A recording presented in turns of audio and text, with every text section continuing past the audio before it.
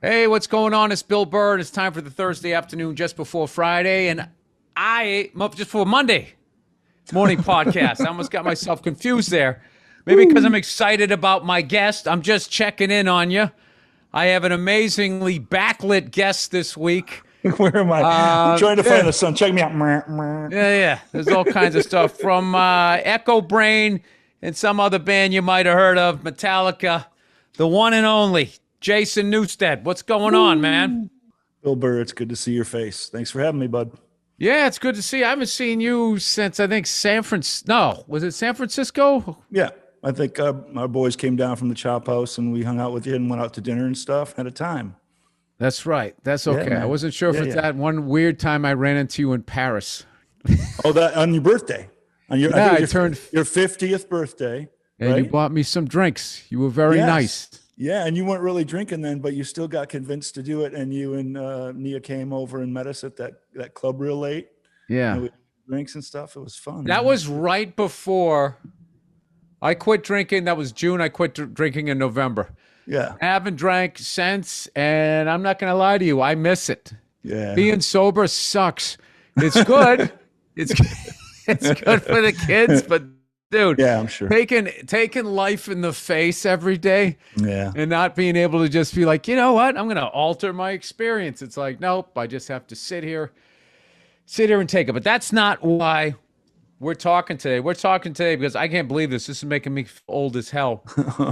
We're coming up on, or I think it might have just happened, the 30th anniversary of the release of the Metallica self-titled, is it Black Album? People call it Black Album, but it's just called Metallica, right? Right. Yeah. Just right. Yep. 30 years, man. You know, I was looking at then that's on all the all-time lists. That's like one of those Back in Black, Michael Jackson Thriller, Eagles greatest hits. It just never goes off the charts. And truly. well, when you were making it, when you guys were making, I know these are old questions, but when you were making that thing, going from Injustice for All, you know, and then to that, you know, were you sitting there going like, are we making a big mistake here? Is this like...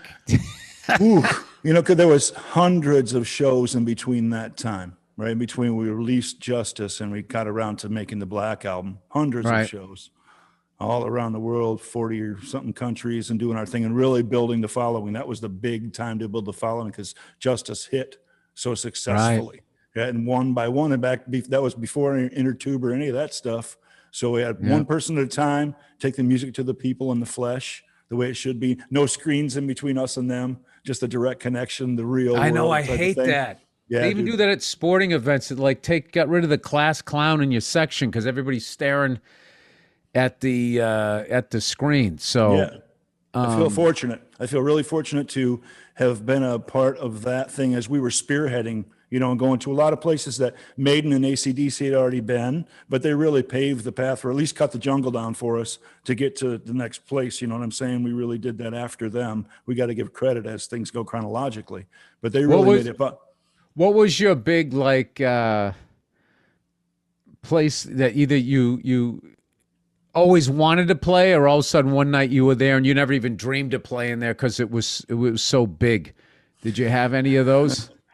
I think early on, man, the Rose Bowl when we did Monsters of Rock in 1988, right, with Van Halen headline. It's okay. Bill goes Van Halen, Scorpions, Dokken, Metallica, Kingdom Come from the top down.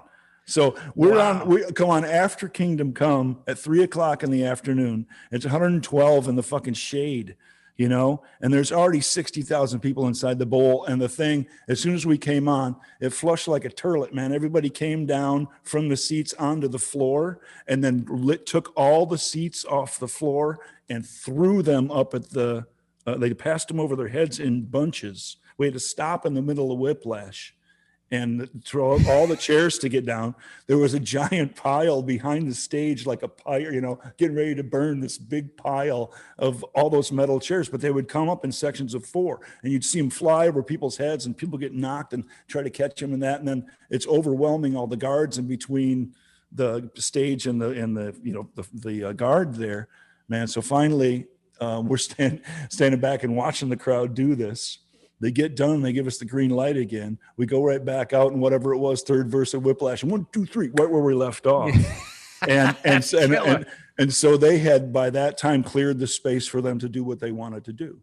So there was 60,000, whatever it would have been on the floor, maybe 50,000 on the floor, on the field, as it were. And pits were 600 or 800 people at a time, 5 or 6 pits across the whole field, just madness. It was being invented and pioneered, you know. And what kind of was it scary? Was it amazing? Like what are you thinking when you're standing there? You're worried like, oh no, our fans are destroying this. Is this going to affect future shows? Or are you just sort of standing there like a bystander? Like, how do you keep playing the song while you're watching that, staying focused? Like, is that chair coming at me? Right. There's the thing. So you know how the term your head has to be on a swivel, you know, and there's with police officers or football players, hockey players, wrestlers, anybody in life, right? You got to drive it. Head got to be on a swivel. Well, it's like that to the oomph, you know, like the main thing about playing successfully in an ensemble is knowing what's coming next. Right. You know, you got to know there, and then that's the verse and where you are, and boom, boom, boom. You do 30 songs over 2.5 hours, and they all got to be just like that and not miss a fucking note. You know, you got to know what's coming. So that's all going on as your demand or whatever your role. And then you got all this other shit happening. Hey, there's some boobs. Hey, there's some blood. Hey, there's some bones sticking out like that. So you really got to keep your mind in the game, dude. Yeah. While you're playing an odd time. Yeah. So much of that album was, at least it could have been in 4/4. Sure. Yeah, man. And you got to really be paying attention there. And there's only a few times really that we ever stopped the show. And usually that was when one of us was harmed. That's unreal. Well, I got to tell you something about the Metallica album. There's certain albums that ever since the 80s and the 90s, when I was going to the gym, or if I was sitting down playing at a kit or whatever, you could just hit play from the beginning and go all the way to the end, and it would get you through your workout. It'd get you through your drive. You didn't have to, make a playlist. And it was literally like AC/DC, Back in Black, Appetite, and your album. It was just one of those things. It was the perfect level of, I don't know what. I don't know. That's what fascinates me.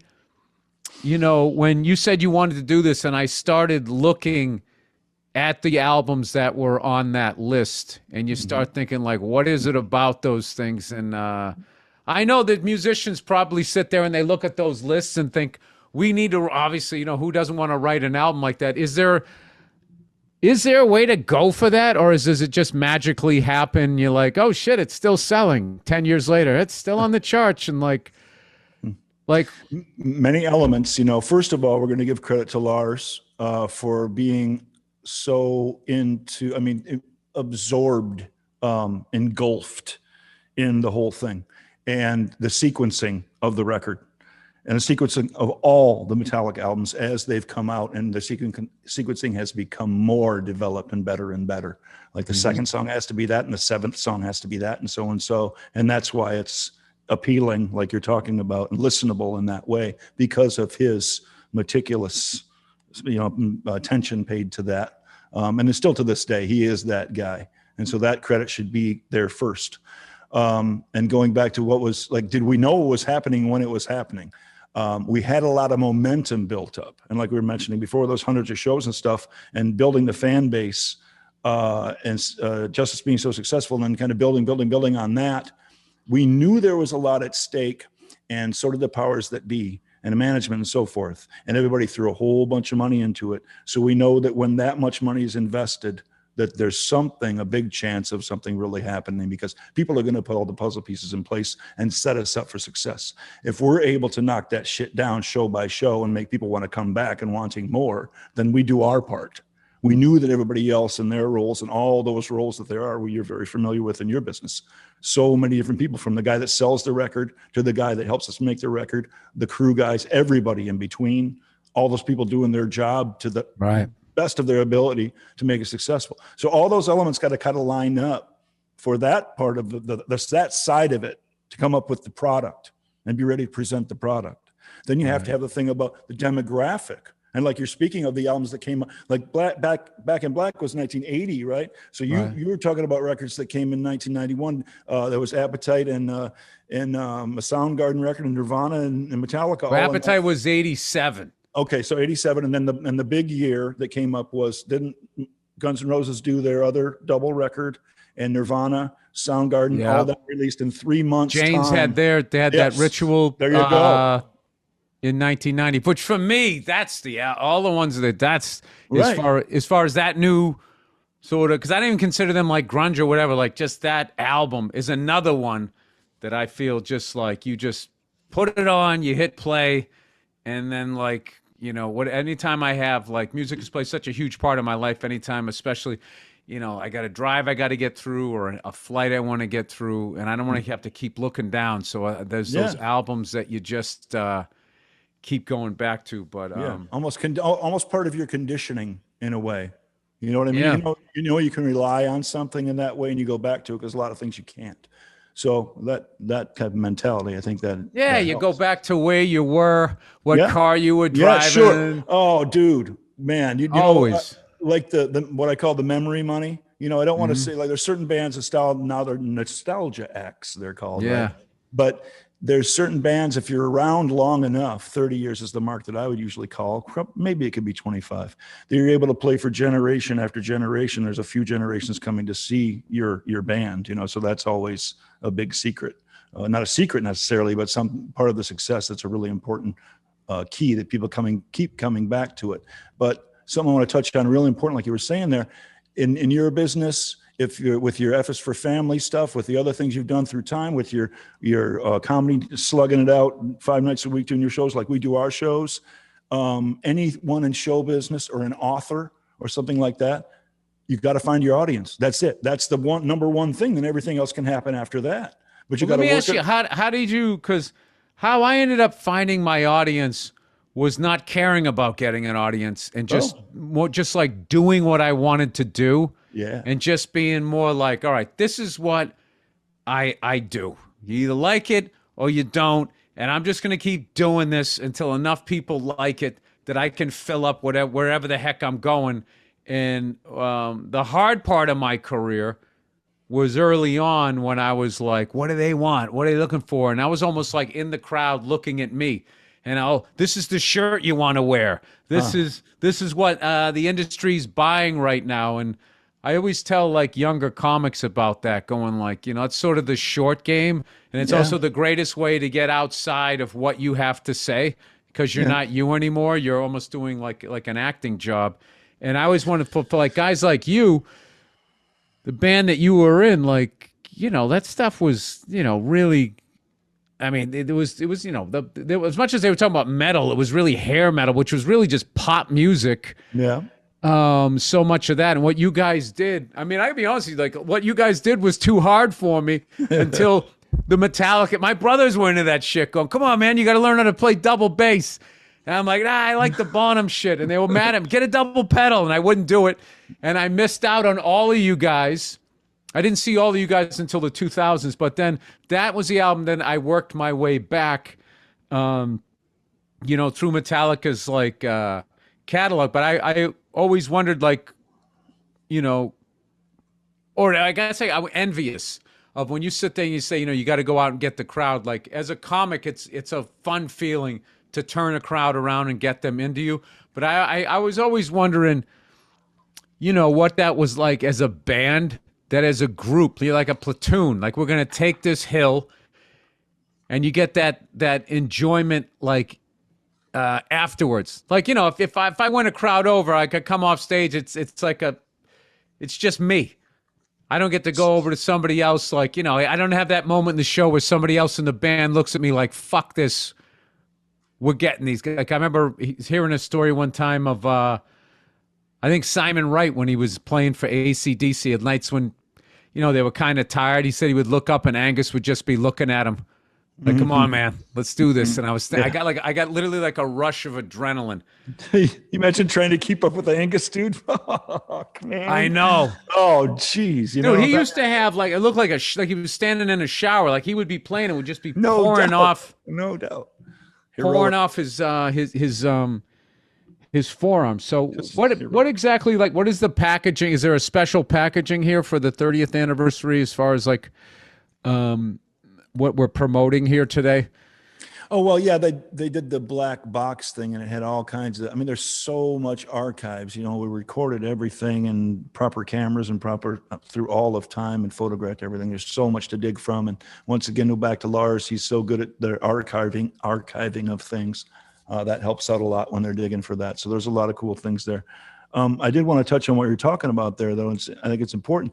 The difference between being in an ensemble or being on your own, it's like the best athletes. So Jordan, who gets the ball when there's 3 seconds left? The dude that can fucking shoot and has the highest percentage. So, if he misses, it's like he's hanging his head, wah, wah, wah. If he hits it, he's the king of the world. And Right. so when you're by yourself and doing your own thing, if the show don't go so great, then you're the one that has to take that brunt. And if it goes great, you take the glory and the shine and then a pats on the back. When it's the team, the team takes the hit and the team takes the glory. So it's different. You share in the anguish and or the pride. Right. Yeah. What's the biggest triumph you've had as a musician, as far as like your I mean, I don't act like every year you have like that show where you're like, oh man, that was the one. But what are some of the ones that stand out during the different phases? Echo Brain, Metallica, all of that stuff. Like what are some of the ones that if you're sitting on your back porch, you just think of like, man, I was fucking good that night.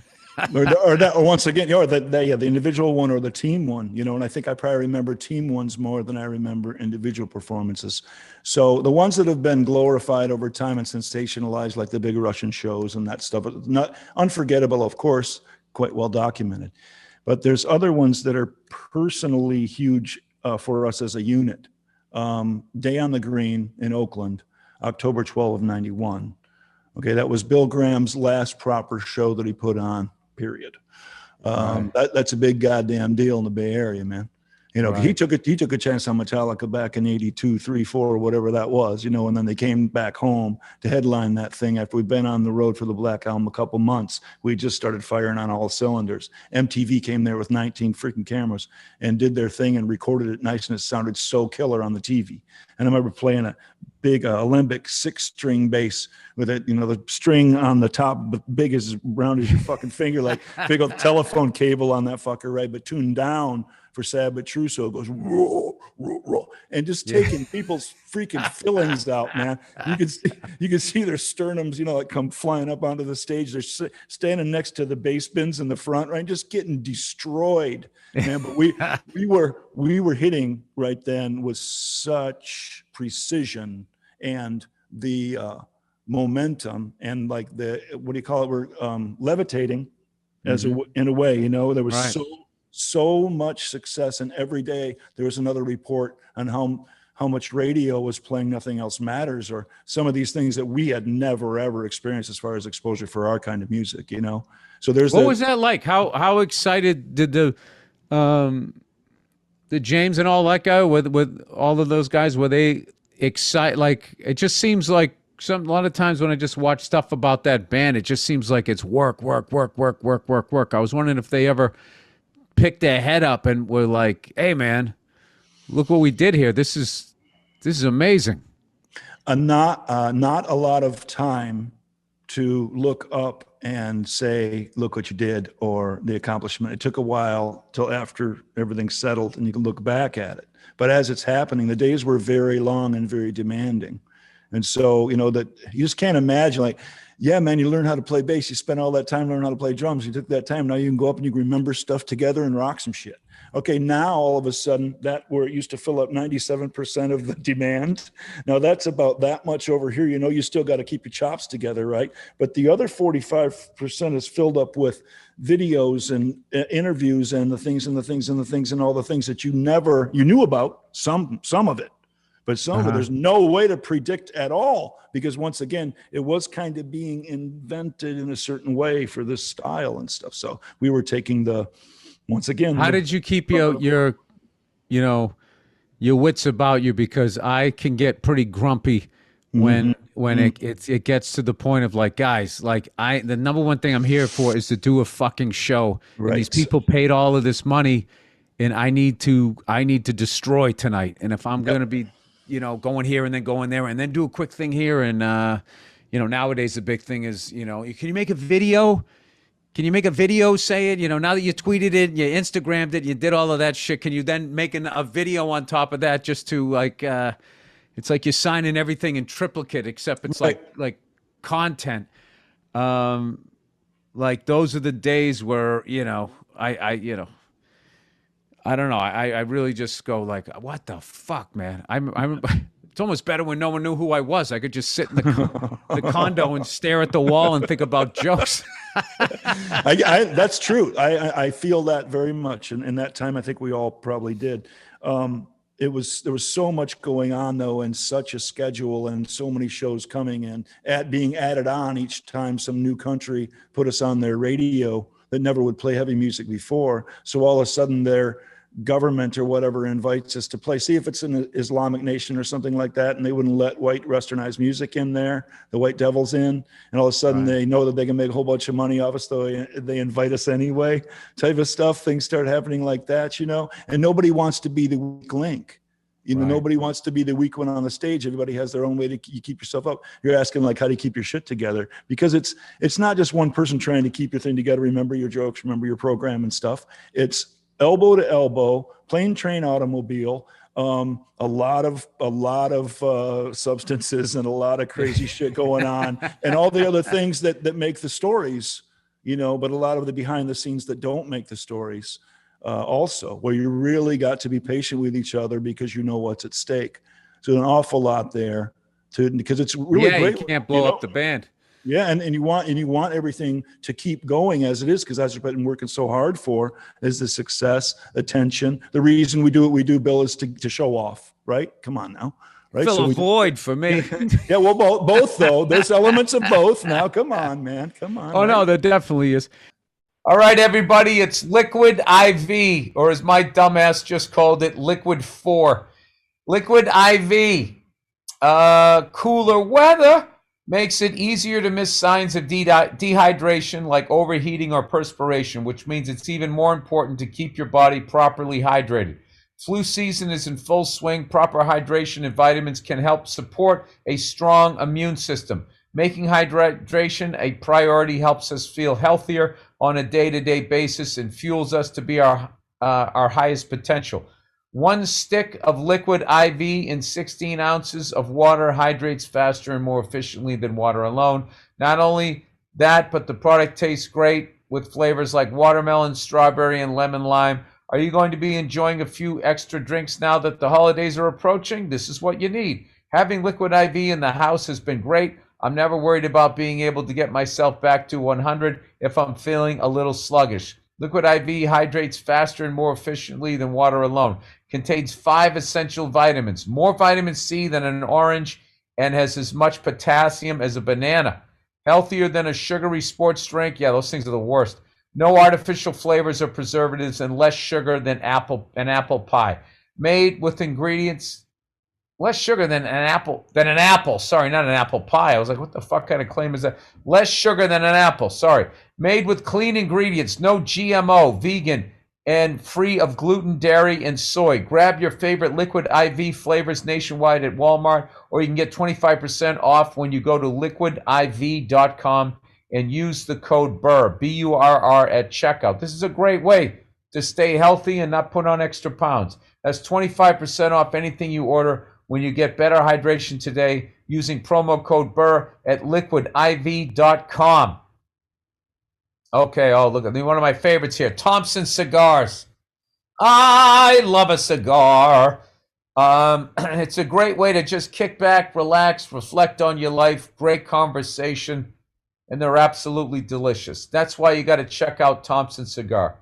Whether you're working from home or just kicking back after a week of being essential, there's no better way to relax than with a premium cigar. They've got the best prices on the biggest brands in the business, from Macanudo to Montecristo. Looking to try a new, rare, top-rated blends, but you don't want to splurge on a box? Check out Thompson's Cigar Tour. A smattering of 5 different blends delivered to your doorstep each month. In Thompson's 5-pack Fever program, they have the largest selection of samplers online with the option to build your own or choose from over 300 different 5-pack options to mix and match. They also send out insane cigar deals with personalized email preference options so you can sign up to receive them all or just the days you feel like reading emails. Thompson Cigar Company continues to be the number one choice for premium cigars in the USA because they deliver the very best customer service. I had one of their cigar samplers that they sent me, one of the My Fathers I'm now into. And then they also send me, the ones that I love. I like the, Jesus Christ, what are the Auroras.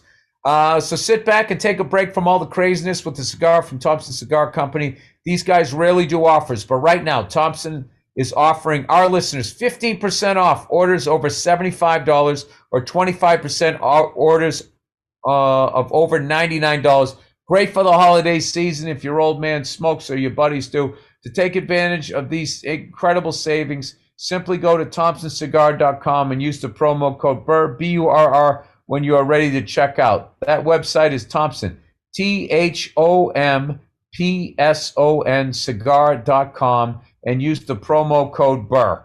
That's it, everybody. Have a wonderful holiday season as we move into Thanksgiving. Hey, here's something. Remember when you were back in school when you were a kid and you had your first bass and you remember like not paying attention in class because all you were doing was thinking about going home and playing your bass. For me, that was like drums or going out and playing sports or some shit.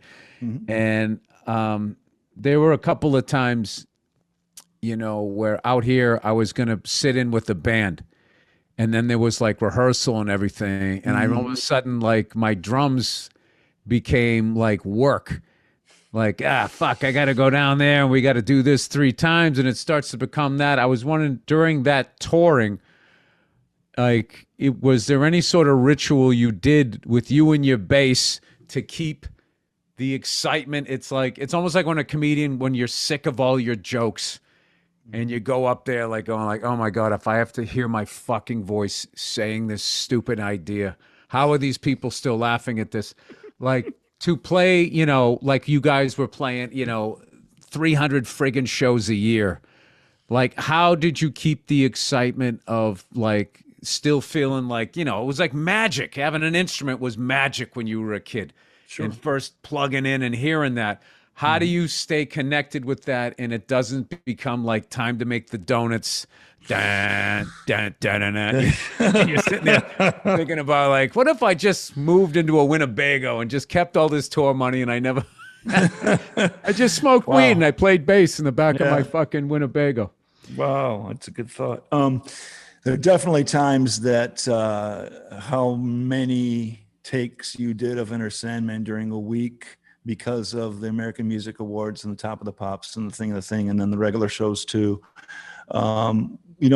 Trying to stay on top of it. You still feel good and strong about executing it and presenting to the people. So it has a lot to do with the adrenaline flow, where everything could get pretty numb. Your leg could be broken, and you're still going to go and play because the jam is on. Once the intro tape comes on, and that shit, dude, that adrenaline, dude, everything is lit up. I could, what 2 marathons would you like me to run right now? That's it's awesome. Very much that thing. So it kind of becomes a huge pain reliever and a numbing device. And then there's always the favorite songs. There's still a few that come along every third song or whatever that are such a challenge to play, no matter how many thousands of times you played them.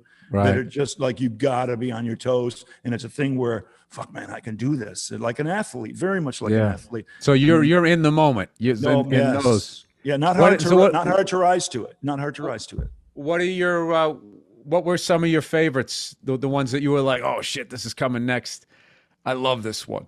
Battery is always it. Okay, so even if we play Fight Fire and that, but Battery is still it because of the background vocal and because I matched every fucking thing that the guitars are playing on bass. All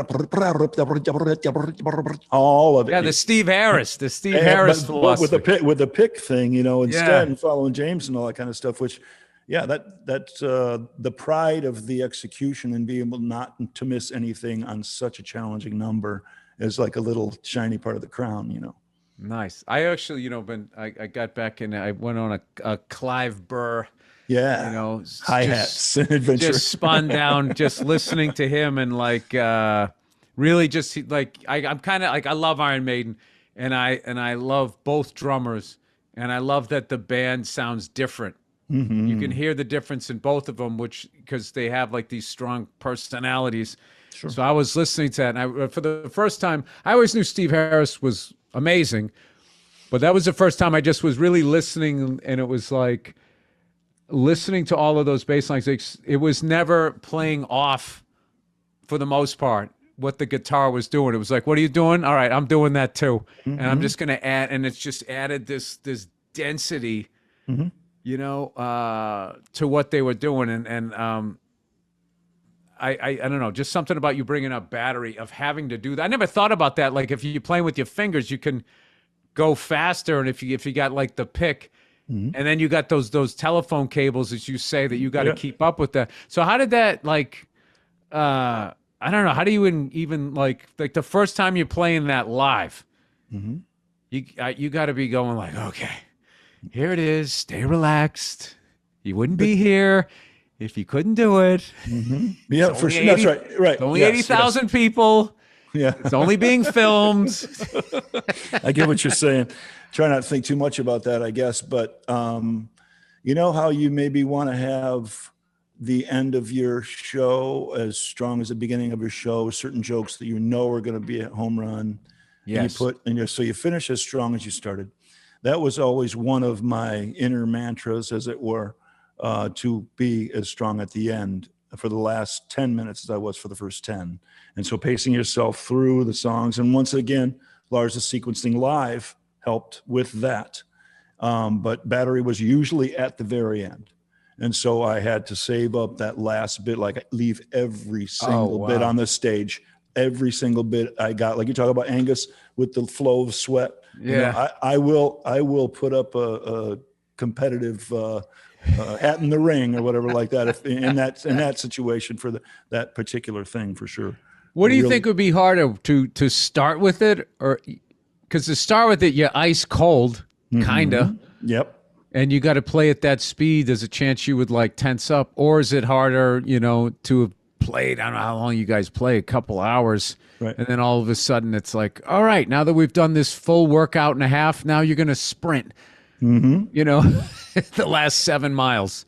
Right. And it always changed too. A lot of the time for the early years, it would always start with Creeping Death a lot and those kind of things. So it was kind of a mid-tempo-ish bombastic deal. But then sometimes it would start with Blackened or something. So you had to be right from the get-go, right out of the gate. Foo! You know? So I think starting mid-tempo and by the second or third song, you're kicking fast. That's cool. But when Lars put together those sets, are there scheduled breaks? Like, hey, let's give our forearms a break and play like nothing else matters. That's just kind of slow it down here. Everybody, work the kinks out, and then we'll start thrashing again. Yeah, I think it was centered around James's vocal thing and being able to give him a rest for certain songs and stuff. So a bass solo, guitar solo, these things where he could go and sit for a minute, or I would take a vocal for 4-minute song or 5-minute song, and then he'd be able to get that 7 minutes of rest in his throat there and 9 minutes rest in his throat there. So if he had 3 or 4 of those through the set, he could make it through no problem. But it was always based around the vocal and keeping that athleticism, keeping it fresh and stuff. Yeah. And that's one other thing too. Like I always hate when people will say, "Oh, we can't hit those notes anymore." It's like you can't hit. Nobody can hit the notes anymore. It's just like your voice naturally gets lower, and this guy is singing live. I'm not saying people say it about James. I'm just saying I'm talking about like singers. Like Robert Plant used to get shit for that. Sure. And it's like he doesn't sound like he does on the album. It's like, dude, the guy's doing like 200. He's doing the Immigrant Song 200 shows a year. Right. It's like cut the guy a little bit of slack, but right. Yeah, and the track that you're listening to from the Immigrant Song original recording, he was 22 or some shit. You know what I mean? So he had all that gold in there, and then way before whatever abuse and the other things that went down. And I think, the charisma and the years and the thing and the age and the voice for someone like Robert Plant now is even more beautiful and attractive and appealing and cool to listen to. I also like that he just aged naturally. Yes, dude. You know what I mean? He looks fucking great. Like that's a big thing with me. Like, I'm vain. I try to keep myself in shape, but in this business, I think one of your big goals is to try to look like a human being when you come out the other side. No doubt. As opposed to some of the shit that I've some of the stuff that you see, you're like, oh my God, they get like that cat face. You know what I mean? It's like, are you trying to look like a lion? Like they get all this filler in here and they kind of, I don't even know. They're creating like a new race, the Botox race. Oh my or something. God, holy shit. Yeah. And so, those of our pals, you and me both, that really went for the accelerated lifestyle approach. Yeah. And now that the calendar says the same thing for them, but the flesh don't. It's like, oh boy. There's something to be said. As I'm old now, I was just thinking about as far as just like picking your poison. It's like, I don't mind if someone's just doing their thing if they're happy, but it's when they're out of control. That's when it's hard to look at. But some people who are just like, look, man, I like eating burgers and smoking cigarettes, and it's what the fuck I like to do, and have a couple glasses of wine. It's just like, if that makes you happy, like, you don't need to live those extra whatever years, on a diet being fucking miserable. Like you take like 60, 62 fun years over 85 being like, yeah, no doubt. Well, is there any salt on those Brussels sprouts? Because my doctor said. Yeah, there's a line, right? You want to look out for yourself, but you also want to live. So it's, it's tough. And especially when you're out doing what we do and getting around and everything, Yeah, it's a little bit more. What I do is I try to pick some new stupid skill to learn how to do, and I focus on or something that I'll get into, like Dean Del Rey. He's really into these mid-century houses, and he just kind of got me into architecture. So I'll just look at that instead of going down to the hotel bar and be an idiot. But I do know that when I'm overworked, that's when I start having these fantasies of selling everything I own. Somehow I sell everything I own, but I get to keep my house and everything in it. It's a fantasy. And I just I'm sitting on the back porch, and I never really talk to anybody ever again. Like I start thinking, not like, I mean, my friends I do, but I just sort of just fade away. And I used to think like, oh, am I losing or whatever? And I kind of realized after a while, it's like, oh, Bill, this is your brain saying it's tired. And why don't you take a week vacation and make yourself miss telling jokes or something like that? So, I mean, but we don't tour the way you guys do. I mean, what's your record as far as like longest tour? Like that Injustice for All tour, you said was what, 2.5 years long? Yeah, but the Black record was the longest one. It covered 91 through 93. So it was continuous.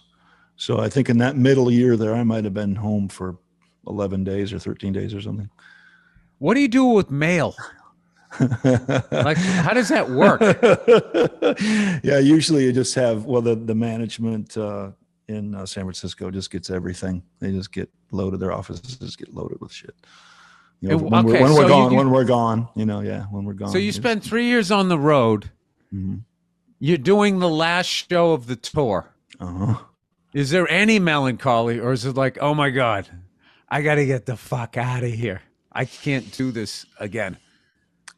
The depth of the exhaustion is a place that any kind of like proper reasoning skills. I just love how you said that. The depth of the exhaustion. I felt the weight of that.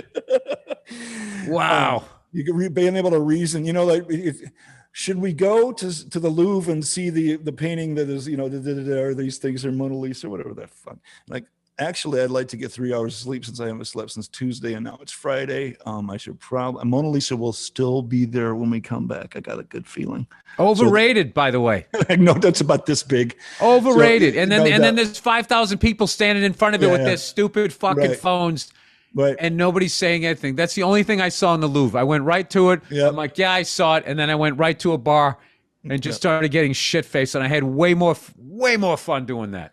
The first time that we went to see that in the 80s, though, it wasn't like that. And it wasn't behind all layers of plexiglass and you couldn't get within 15 feet and all that. You could actually get up on it. So that was, I mean, I'm glad I did that at that time, but you understand what I'm saying. And you've had to do that certainly too. But there is that time where when you get to the end like that, like we did, I think that one was 4th of July, Werchter, Belgium. And we had just done one of the coolest shows. There's a question from a little bit ago. Back then, Pink Pop and the Werchter Festival were already way steps ahead in the thinking of diversity of the bill and the amount, the different genres that were going to be there to entertain the crowd, and the broader listening practices of the people in the crowd that came to see all that. If it's good music, it's good music. Right. Period. Right. So it started out as Bob Mould's Sugar, and it was Faith No More and Lenny Kravitz, and it was when he was firing, bro. You know, like really, really good, man. He still had those dreads, and watching from the side of the stage, and you remember that old Hendrix footage and Bob Marley footage where the dreadlocks are going, and it's like that, like animated. It becomes like an animated thing, but you're seeing it with your eyes like this. It was fantastic. And then Neil Young played before us. Dude, what the fuck is that all like? He should have went after, as far as we're concerned, especially from the Bay Area and all that thing. That's like, you can't, what the hell have you been thinking? Like with that, no, there's nobody really. Well, you know that. I don't think the crowd would have. Right. They would have been like, right. But yes, and we had to play by that, certainly, because the record was hitting big and it was a gigantic thing. And the 55,000 people that are there or whatever were certainly a lot of them to see Metallica. But he kind of put out one of his best albums, Harvest Moon, right around then. Was that what he was playing? Oh my God. Yeah, I think that was. And in his backing band was Booker T and the MGs. Okay. So still when Duck Dunn is still playing bass. And I mean, the baddest motherfuckers that there ever was laying the shit down live. Steve Cropper, you know what I mean? Who played drums on that? Do you remember who was in his band as drummer? No, I don't. But it was the MG's drummer, whatever. I'm sorry, I don't know his name. But anyway, Al Jackson was the original guy. He got murdered. Yeah, it wasn't Al Jackson. No. And I remember Steve Jordan would sit in with them every once in a while. Whoever it was, I know was a killer drummer. And they got to keep up with it. But the thing that always got me was that this particular stage was a big one. And I always, I got my workout in for sure, every show. And if they would have had the goddamn Fitbit on me back then, the thing would have exploded. So they go from the edge of the PA over here on the riser to the edge of the PA on the riser over here. It's 150 feet. So a football field, and then, how is it? 150. Is that right? 150 feet. Okay, that's fair enough. 150 feet. And so we would go, how many times can I go from end to end during the show and get all up on the thing, and the habit trail and the steps and all the shit up on there by the drums and everything. So we had all that room to take up. But Neil and his boys, when they came on before us, they brought out their hippie rugs, and they set up in about a 30, 40 square foot space, man, about like this. Whatever they could fit on the rugs is how much room they took up. Right. And the expanse of the stage going that way, and the expanse of the stage going that way open. And they crushed us. They killed us. That I was like, the thing about follow that motherfucker type of thing. That's all I could feel trying to follow that, because of the purity of it and like the good music factor. Neil, did the crowd know? They responded to him like crazy. Oh wow! Because he was playing electric, so he brought that black Les Paul out that never can stay in tune, and just fucking how he gets into that lean and that step, it just goes like trancing out, man. And they would just trance it, man, for like 7 or 10 minutes. It was untouchable. Yeah, we still came back with our bombs and all our shit, but I don't think it was as good as Neil. But just the diversity. We shut off the flames. We did what we had to do. We had to do, and the kids liked it, but I don't think it was as good as the guys before us. Anyway, you brought up Bill Graham, and there was what was that guy like? What was it like to me? I mean, the guy was a Vietnam War vet. He just was like, I remember there was footage. I can't find it. There was this footage. I think that it was a documentary about him at the Fillmore in San Francisco. And I remember it was a farewell to the something or other. And this one guy from one band wanted to play it, and he didn't get put on the bill. So he goes down to Bill Graham and tries to get on the bill. And when Bill Graham's just like, listen, man, there's just not room. And then the guy goes, well, man, then I guess, fuck off and thanks for the memories, man. And then Bill Graham just fucking snaps. Snaps like, what the fuck did you just say to him? And you see the look on the guy's face like, well, I just ended my music career. Yes. And I was just like seeing the look of horror on that guy's face as he tried to still be a man, but back down what he just said. Yes. I was like, wow, this like the level of power before the internet that promoters had to make or break you. What was when you're going to meet that guy, like, and just the hands. I mean, if I ever shook his hand, we were still alive, I'd be like, this hand shook Jimmy's hand. This hand, shook Jim Morrison's hand. This hand, like all of those, everybody, this hand shook everybody's hand. Sign the check for Hendrix type of thing. Yeah. What was it like when you, intimidating. Yeah. Yeah. But you're always really, I remember being just on your best behavior. He would come and say hi before, especially the show we spoke of. Came say, hey boys, that kind of thing. Give us a smile and give us a thumbs up and that. But a very serious individual. When you are a pioneer and you're inventing it, ain't no fucker can tell you that you did it wrong. I did that first. Well, you did it wrong. Oh, really? Right. That kind of thing. So if you already got that in your quiver as your first arrow type of thing, right. You know what I'm saying? So and there had been some, could let the other guys explain it to you. James had a real run-in with him in the early days. And so his thing with Metallica, when they finally rose and got somewhere, he was actually extra proud because of the trouble he had with them earlier. So by the time that we got to somewhere, it was intimidating to be with him, but we were respectful of each other. He was respectful. Do you remember, are you free to talk about what the run-in was? Was it he was too loud for the band, going on after? Was it a... From what I know, it was an early show. I think it was like 85, and they were Fillmore-ish, must have been Fillmore West, and San Francisco, and something with a mic stand that James threw a mic stand in the crowd, hurt somebody, did something, and then perhaps got, what do you call that? Insubordinate or something with Bill about it. So like, is that is that the right word? Like where he, would like dismissive or something with Bill afterwards because he was really drunk and he's a punk ass kid full of himself and he's got his Ride the Lightning album out and everybody's kissing his butt at the moment and he doesn't know any better and he had 13 Coors Lights by the time he got to talk to the man after he threw the mic stand and hit the kid in the head. What lawsuit's going to come from it and all the other shit that lines up in our business bill that never ever stops. Right. The depositions and stuff, dude. It's just like craziness, man, through time for real. Is that Well, fortunately, I don't do any of that type of stuff in my show. I just say, well, eventually, it'll happen. Somebody will freak out about some stupid joke, and I guess you'll have some sort of case or whatever. But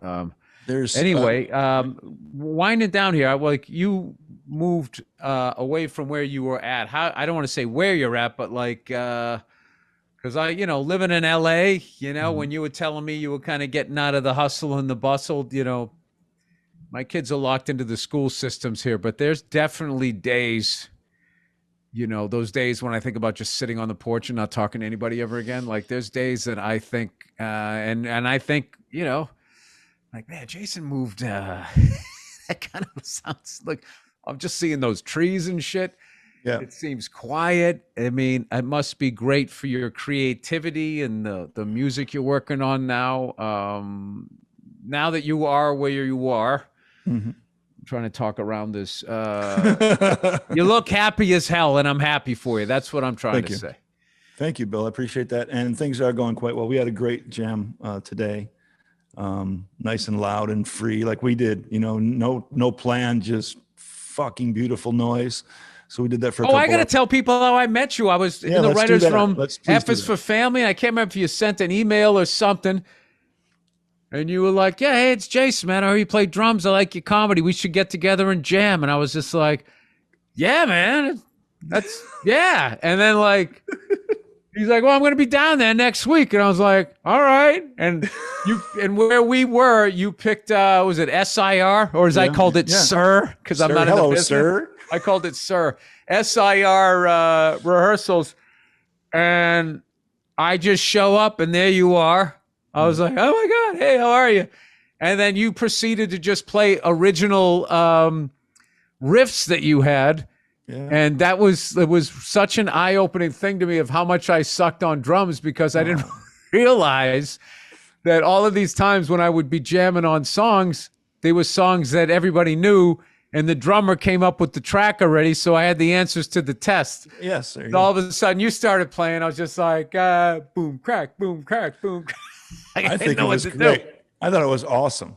I really did. Oh, I did too. I mean, I was, I couldn't, I remember trying to tell, my brothers who wanted to get me the double pedal. I was like, you're not going to believe this, who I jammed with today. They're like, oh, what the fuck? I like that. I like that very much. No, I'll tell you, what is funny about your guys' music is the fucking level, like with thrash music and shit, how much, like, if people are into it, like, they are just like, I will die for this music. Mm-hmm. And I remember when I was playing, I had a gig in Boston, and it was a big fucking place. So I rented some drums, and my brothers came into town, and we all got down and we started jamming. And, the security was listening, like, whatever. And then we played a Slayer song. Mm-hmm. I forget what one we played, a Slayer song, and the second we played it, this fucking security guard way up, like 2 levels up, just goes, Slayer, and like freaked out. Then we played a few more, nobody gave a shit. Right. And then we did a Metallica song, and then another guy yelled out the name of the song, and then all of a sudden, like, the whole security, like, they just were looking at us like we were a bunch of dorks. But after we played a Slayer and a Metallica, they were like, that was good, man. That sounded good. You're all right on. You won them over. You won them over with the right selections. Well, I think when all of those bands hit and what you guys went through and how it was an underground thing, and there was so many people saying to people that were listening to it, like, you're listening to this shit? What is this? The fact that then the Metallica album came at the end, they were all vindicated. Like, I told you this was a great band. So it's been a ridiculous honor to have you on this podcast talking about one of the greatest rock albums of all time. I can't believe it's been 30 years. It's crazy. Are there any more of those black box things left, or did fans just gobble them up? Yeah, they sold out in the first, I don't know how many hours or whatever, but I don't know if they're going to print more or what's going to happen with it. But it's nutty. It really is nutty. Let me tell you, just a couple of things that blew me away with its resurgence, as it were. When it first came out in Germany, Enter Sandman went as high as number 2 and never got higher. And then 3 weeks ago or whatever, when it came back on the radio, it went to number 1 30 years later. So this kind of, what crazy. That's pretty hard to get a hold of. But I want to tell you that I had a couple of names for the band, and I told you our power duo. Oh, look out, Black Keys. Yeah, exactly. So the beginning, when we first played, I don't know if you remember or not, I was calling it Jaybirds, right? JBURRDS, Jaybirds, right? Jaybirds. But since that time, I've thought a little bit more about it, and so I've taken your 4 letters. I take 4 letters from my name, so Bursted, right? Appendix, Bursted Appendix. That's the name of our band. Because appendix doesn't just mean bursted appendix. Listening to me play drums is as fun as a bursted appendix, which I had when I was a kid. That's going to be the tagline on the T-shirt. This music is as fun as ... on the back. Yes. And it'll have a picture of you on your drums. I think I have a gig or something in 2022 if you're not on the road in your area. So I would love to hang. I feel like I haven't seen anybody in forever. So I'm hoping that's going to work out. But if it doesn't, I know that you're on the road doing what you love to do. So either way, it's going to be awesome. So Thank you so much for coming on and talking about, one of the greatest albums of all time. And I hope to see you soon. All right. Yeah. Thanks, Bill. We're going to come and see you in West Palm, and then we'll probably see you up in New York later too. Oh, nice. Good deal. Good deal. All right. The great Jason Newsted. Thank you, brother. Metallica, 30 years anniversary. Get your copy to keep it on the charts. And have a great weekend, you cunts. And I'll talk to you on Monday. We got the BetMGM picks of the week for you football fans coming up next.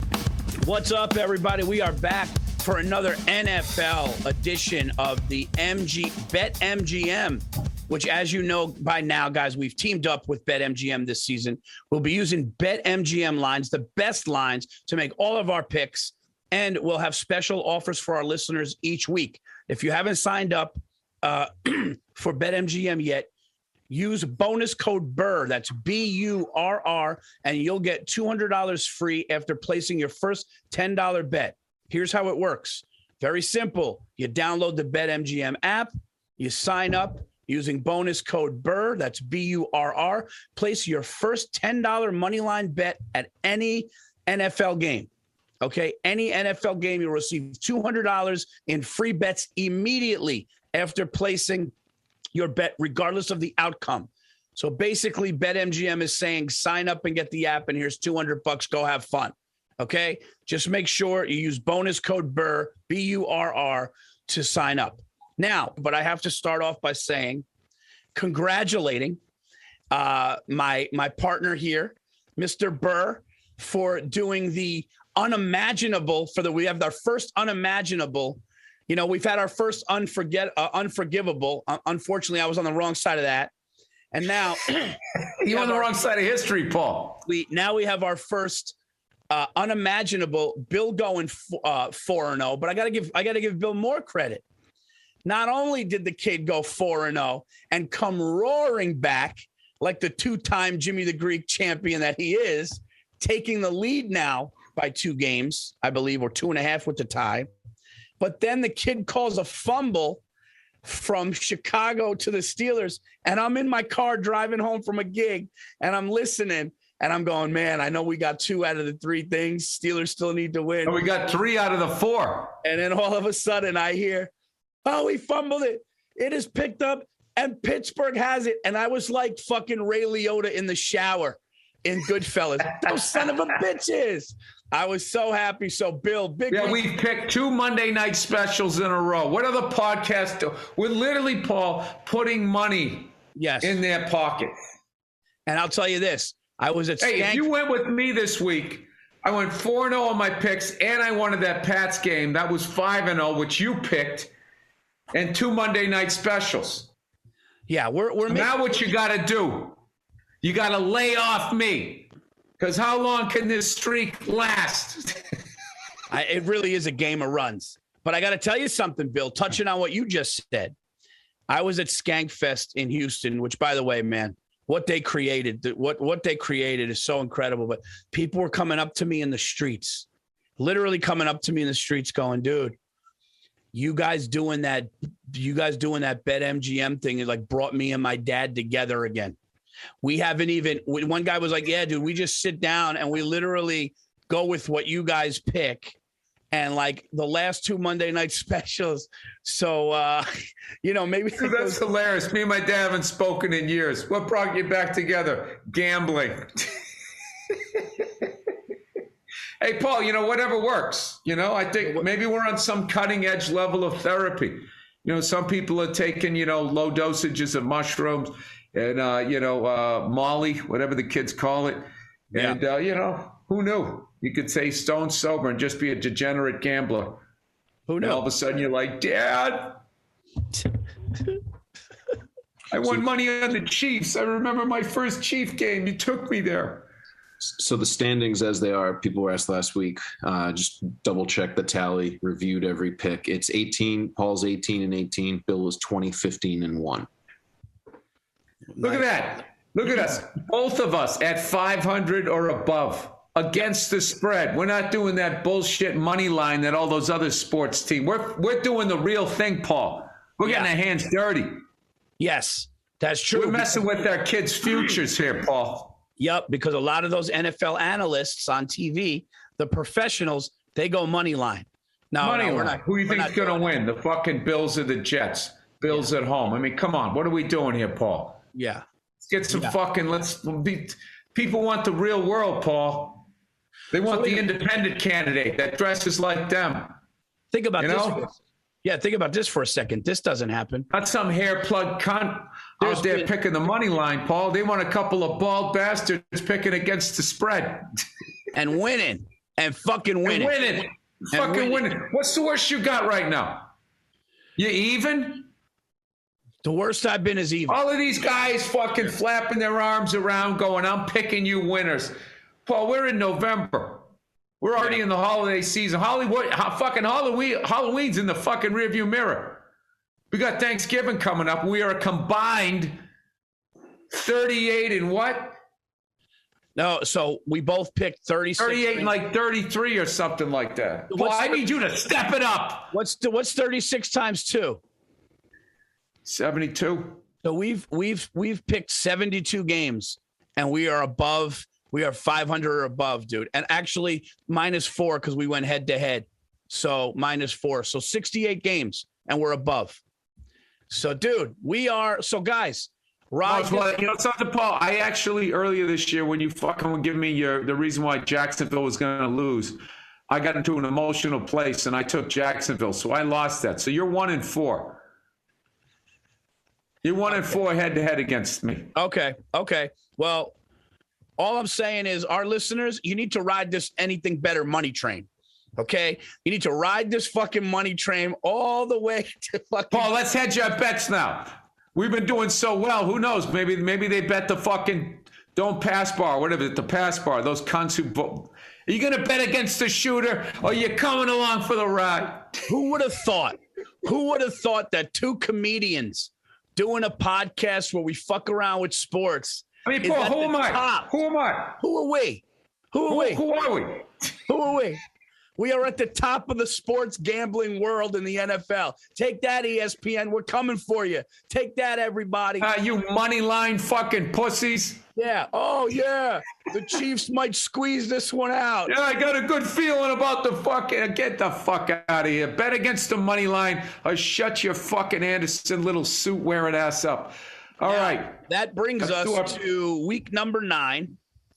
And it is which I hate, by the way. Is an odd number, which means the birthday boy goes first. Okay. I got to tell you, Paul, this fucking week feels like 2 a.m. at a bar. What am I going home with? Who do you like, Paul? Hold on. I got to get these lines here. He texted them. All right. So actually, I know the first game I'm going to pick as I look for this because I liked it all week. I'm going to go out. I'm going to say right here, and I'm sorry, Kansas City fans. Okay, I'm sorry. It's over. The Kansas City Chiefs, this is what happened. Either someone with the cover 2 with the safeties did something, somebody's hurt, something is off. Something is off. We've seen it enough. Okay, my New York Giants had a lot of people out and almost pulled that off. They did not look good. They did not beat the Packers by enough without Aaron Rodgers. I am taking the Las Vegas Raiders. By the way, it is my homecoming theory. The Raiders lost to my Giants. Now they are coming home, and they are 2.5-point dogs at home. See, Paul, that you fucked yourself on that theory. Why? You just said they're coming home. You didn't say they're a good team coming home. No, the Raiders. I know, but you said, I said a good team coming home, and then when that guy fucking debunked your theory. Well, they are still. And you had a meltdown, Paul. There are a few games over 500. There are a few games over 500. I don't believe in the Chiefs. I think the Raiders come home to Vegas and beat the Chiefs and getting 2.5. That's my first. But I just want to clarify your homecoming. It's not just a homecoming. You say a good team. A good coming team. Off a road loss. That's right. Look at me looking out for you, Paul. That's right. You know what? You are looking at. Who am I? All right. Inexplicably, the fucking Jacksonville Jaguars won a game last week against the Bills. Does this mean they go on a run, Paul? Or does this mean that this is just their fucking highlight of the year? I say it's their highlight of the year. The Colts are at home. They're scoring points like fucking Dominique Wilkins back in the fucking day. Had to have an obscure reference there. I'm going to take the Colts, given 10.5 against the fucking Jaguars. You know, I think that my pretty pony quarterback, I think he's not going to do too well there. They're going to be brushing his hair by the fucking second quarter. Am I jealous of his hair? Yes, I am. I'm taking the Colts and Carson Wentz minus 10.5 at home. That's a good, dude. I love that you're taking point. Bill's just going after points this year. I love it. Bill is fucking swinging in the dark. He has no idea. I hate this week, Paul. Yeah. I hate this week like I hate a third show on Saturday. Go ahead. You know, I don't know. There's a couple of tough ones here, dude. There's a lot of points this week. I feel like this is like a turning point in the season for teams. I mean, look at this: -10, -7.5, -8.5, minus. Yeah, they're 13. still staying with those big fucking spreads. I was surprised. There's a lot like of with the Bills. I couldn't believe the Bills are like, I know they lost to the Jaguars, but it's like fucking, what are they, 13, 15? That's just a lot of points in a division rivalry. Yeah, Jets are getting 13 against the Bills. Is it in Buffalo? No, it's in New York or Jersey. All right. Can a Giants fan take the Jets, Paul? This is a tough game. I don't know why I'm going to take it. I'm going to take it because the line is low. But I'm going to ride the train. I'm going to take the Patriots at home against the Browns. You motherfucker. You can't do that to me 2 weeks in a row, you fucking asshole. Oh, you want it? You fucking asshole. Where the fuck do you get off? I don't pick the fucking Giants, you cunt. I knew I should have picked them first. Oh, I'm going to go out on a limb. Bill Belichick in November. Go fuck yourself. You motherfucker. 2 fucking weeks in a row. You call yourself a friend? I didn't know you cared about that. You call yourself a friend? 2 weeks in a row you take my pets? Come on.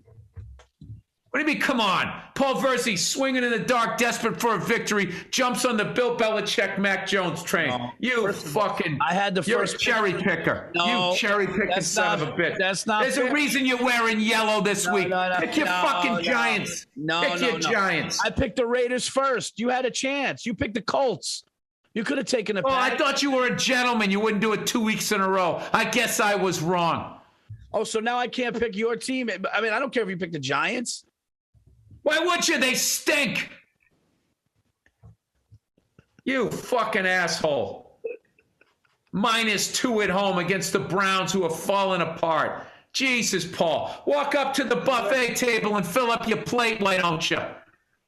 It's a great pick. You fucking dirty bastard. I got to pick the Patriots first every week now. Paul's on the Pats train. I picked this the second time I ever taken them the whole year. But it's becoming a habit with you. This is the only second time. I'm only taking them once. You took them twice. No, now. This is two. You need a victory. That's what it is. Paul's desperate. That's a desperate move. Oh, Paulie, you win some, you lose some. Oh, 500. You fucking bastard. All right. I knew you were going to do that. All right, I'm taking Seattle on the road versus Green Bay. Russell Wilson's coming back. Sneaky Pete's going to go in there. I just feel like they're more organized. Aaron Rodgers is coming back. I always like him at home, but there's just something about, I don't know, earlier this year, he was unhappy with how the whole franchise was running.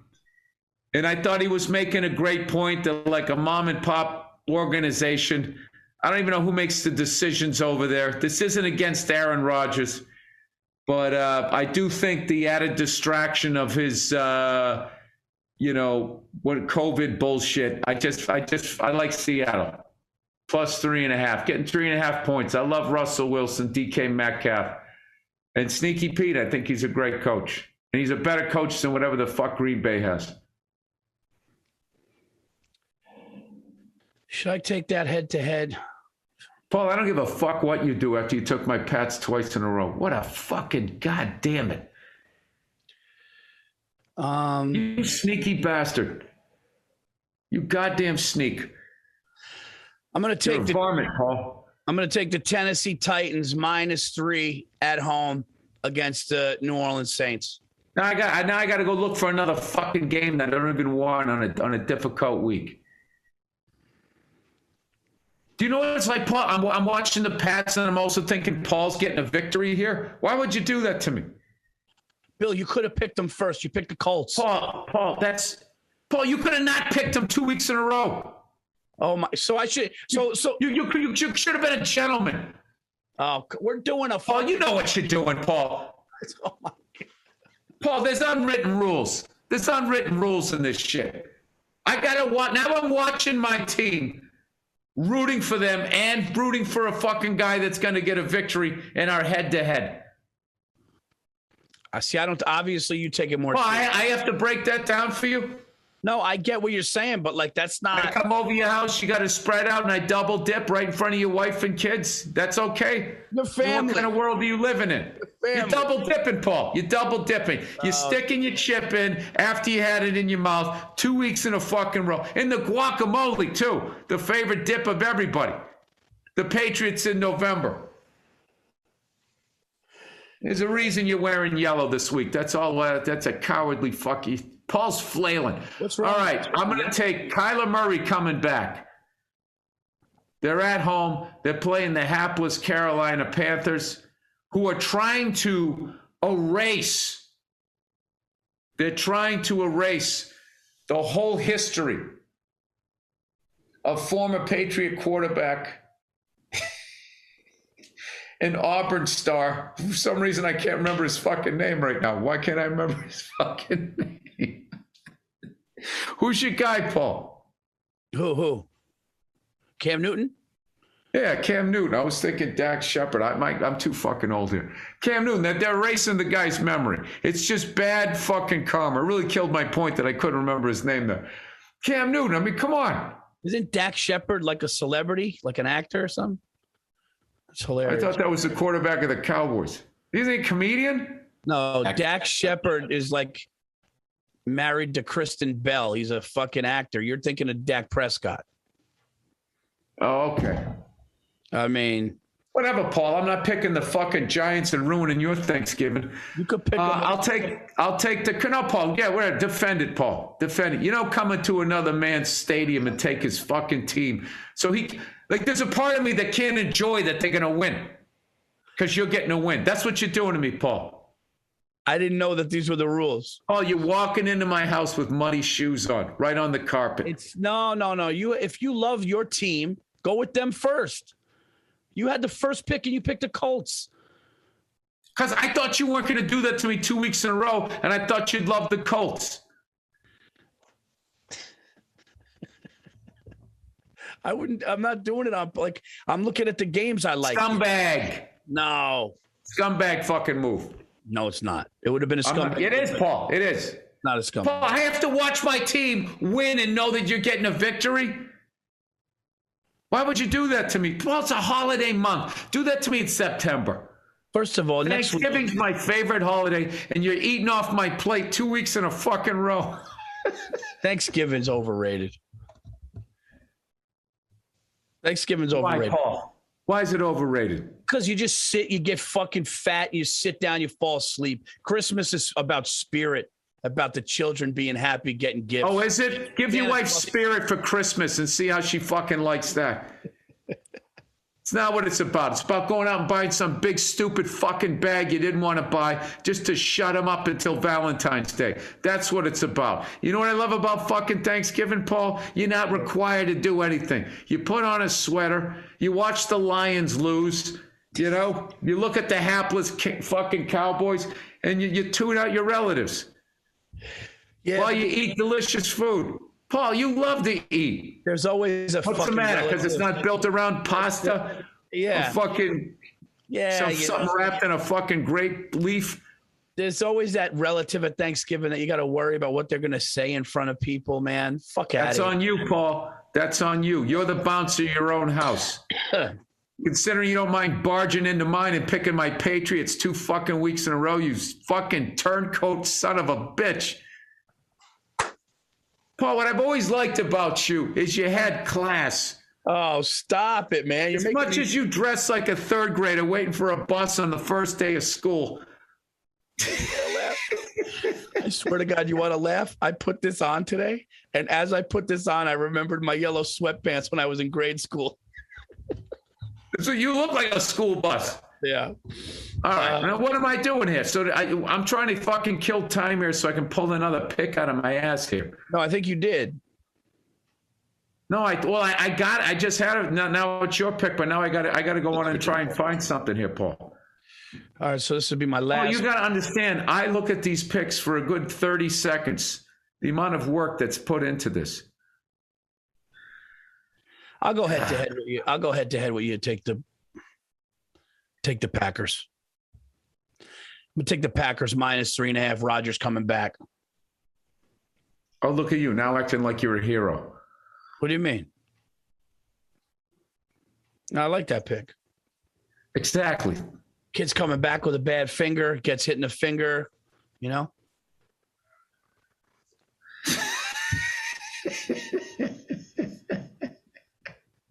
Right there, Paul. Everybody heard how much thought is behind our picks. Yeah, kid comes back with a bad finger. He gets hit in the finger. That's the kind of analysis you get here on the Anything Better podcast. All right, I got the fucking lines in front of me here, Paul. I'm trying to pick because once again, Paul Virzi walks into my house, doesn't even say hello, sits down in my chair and starts fucking eating before anybody else sits at the table. Good Lord. Oh, the Bills are only 13. Am I going to take the fucking Jets? What am I, an asshole? You know what I'm going to do? I'm going to take the fucking Buccaneers. Laying 9.5 against the team from Washington. How funny is it that they just can't come up with a fucking name? They're really just saying, they're really making a statement, Paul. Andrew, you got our picks, right? We got 4 each. All right, everybody. Well, you know, Paul, I want extra credit that last week I went 4-0 despite the fact you took my Patriots. We're not going to, no, we can't. I fucking just gave you all the credit in the world for going 4-0, your fumble thing. And I thanked you and I wished you a happy birthday. And then what did you do, Paul? You didn't even knock. You put your Air Jordans right on my French door. You kicked the fucking door open. I love that. That Patriots pick was my fucking warm blanket for the week going, okay, as much as I hate this week, I know I'll get one. I might do the unforgivable, Paul. Dude, you were that confident in that, dude. The Browns just won. I was like hesitant about that pick. You got a guarantee on that pick? Paul, whenever you're full of shit, you start squinting your eyes. No, I was looking. All right. Yeah, I'm squinting my eyes because I'm fucking losing my sight. I'm getting old here, and I got to do this offer. Anyway. Monday night special. Oh, Monday night special. Guys. Let the Monday nights, Paul, you know what? I'm going to let the bad blood between us die here because now I have to team up with you. I'm going to go old school politician here and reach across the aisle to my nemesis who came in and peed on my rug this week. My Torres, I can't even laugh. Guys, you know what's going to happen, Paul? You're going to lay off the Pats next week, and I'm going to pick them. They're going to lose. Guys, we hit the Monday night special for you not once in a row, but 2 times in a row. And I know you can't. I know once in a row. Not on the money line either, Paul. Not on the money line. And we've picked 7 straight things in a row that were going to happen. And we picked Mahomes to throw an interception and one team getting a fumble and then the other team getting it, and we hit them both, okay? We're making people money. We are patting ourselves on the back. All right, let's do our Monday night special. As the great Club Soda Kenny would say, we're making money moves. All right, so the Monday night game this week is the Los Angeles Rams versus the San Francisco 49ers. Is that right? Correct. BetMGM has the Niners getting 4. The best lines, BetMGM lines, have the Niners getting 4 in San Francisco. Is that right? Correct. Oh, Bill, what Monday night special are we going to do? Here's one I like. Well, here's something you should know. All right. The San Francisco 49ers have not won at home in I think that was their 13th game going back to last year. How many times can you lose at home? I know they got a bunch of guys out. I went to the game last week. Colt McCoy came in there and had his way with them. The Rams are coming off a loss. Andrew, is that right? The Rams are coming off a loss, dude. But how about this? By the way, dude, you crushed that Cardinals game. I think one thing we need to do is a special teams bet on this one. I say one missed kick. Can we do one missed kick, whether it's a PAT or a field goal, either team? Yeah, missed kick you can do for sure. That's not crazy. We're getting a little cocky. All right. I thought you were going to go miss extra point. I was like, Jesus, Paul. No. Any kick, any missed kick. Paul's going for the half-court dagger during the third quarter. I'll make sure that it can be for any team, but if you want to pick a team just in case they can't produce lines on any team missing. Do we even know who their field goal kickers are, Paul? Yeah. Has that stopped us before? No, I know the San Fran kid. I mean, listen, they're all. Find out if you know what I like I went to a Rams Tampa Bay game this year, and their defense, at least in September, looked pretty impressive to me. And I saw the 49ers last week, and I'll be honest with you. The Cardinals defense forced a couple of turnovers that was huge. That really could have turned the game or swung the game back around the other way. I'm trying to think. I don't know. The Rams have Matt Gay, and I'm pretty sure Robbie Gould isn't hurt or anything, so I'm double checking that. Yeah, it's Gould. It's Gould. Matt Gay's a good kicker, though. The thing about the Rams is I just don't like how they got rid of their quarterback. I just don't like their coach didn't go face to face with them. If that's a true story, there's something about that, Paul. It's like your buddy taking your own team fucking 2 weeks in a row. It just rubs you the wrong way. You want to.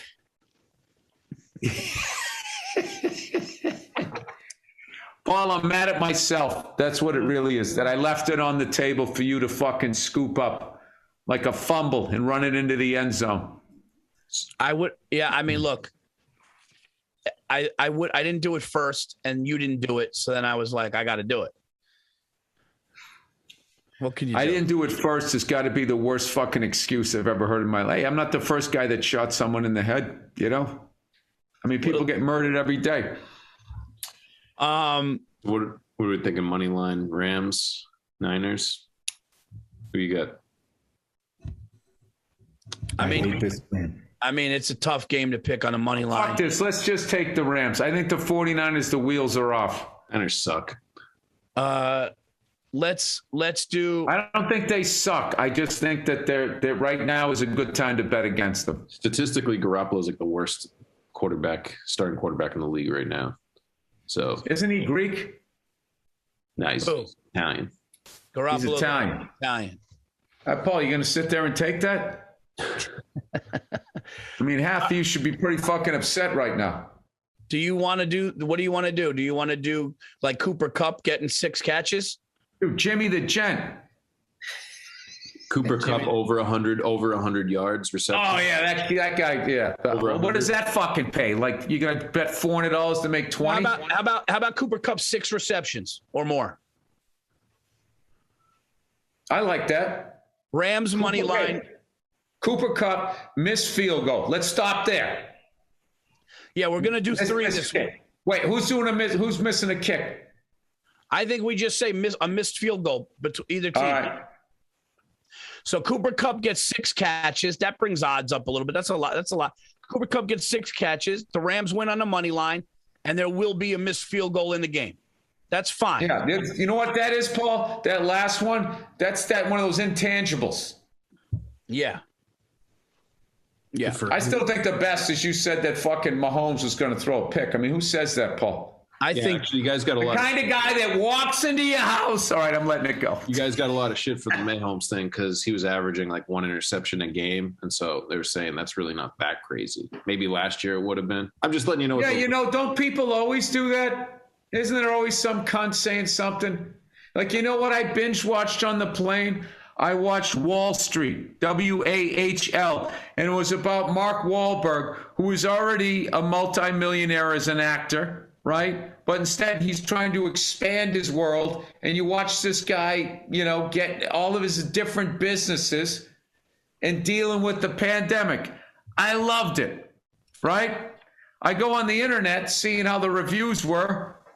And the reviews in general were good, but there's always a couple people that, what, really? Do I really need to sit and watch this fuck? I go, I get it. He's a movie star. He works out. He looks great. There wasn't one moment in there where the guy's being an asshole. It's like, how could you fucking not like this? Yeah. That's my pick of the week, to get inspired. Like, dude, is there a war on self-made men all of a sudden here in this country? Yes. The guy grew up in a huge family. He had a dream. He went after it. He made it happen. I mean, just the storyline alone. He meets this woman who has her own grocery store in Portland. He just likes her. He likes the way she's doing her business.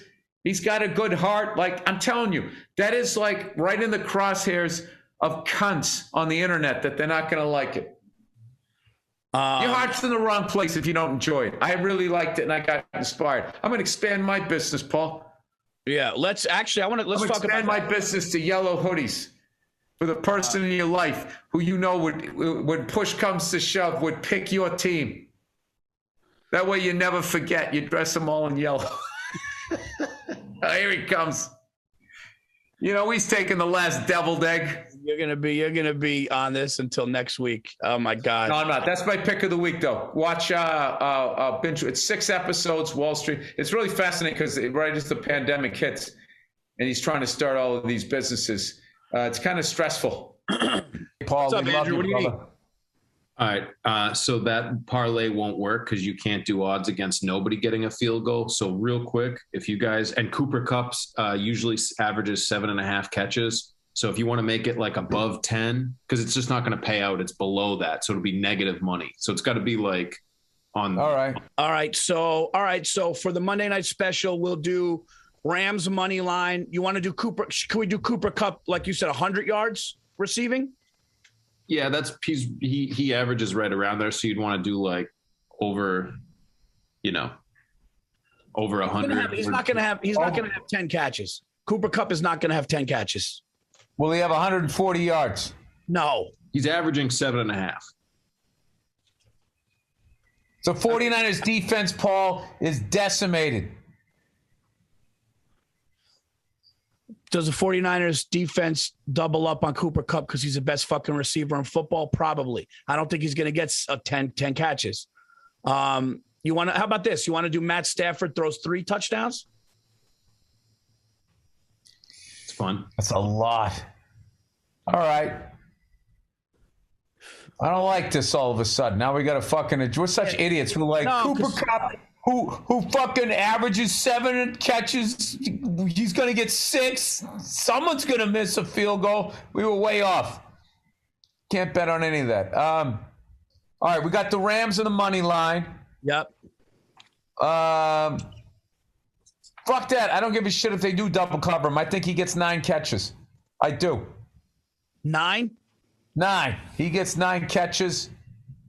And Jimmy G throws a pick. Wow. That's probably low odds. All right, let's do it. I mean, 9 catches is a lot. But all right. Hey, Paul, I'll bet you a stick he gets 9. Side bet. He's averaging 7.5. You want to do 8 just to make? We were trying to make people money.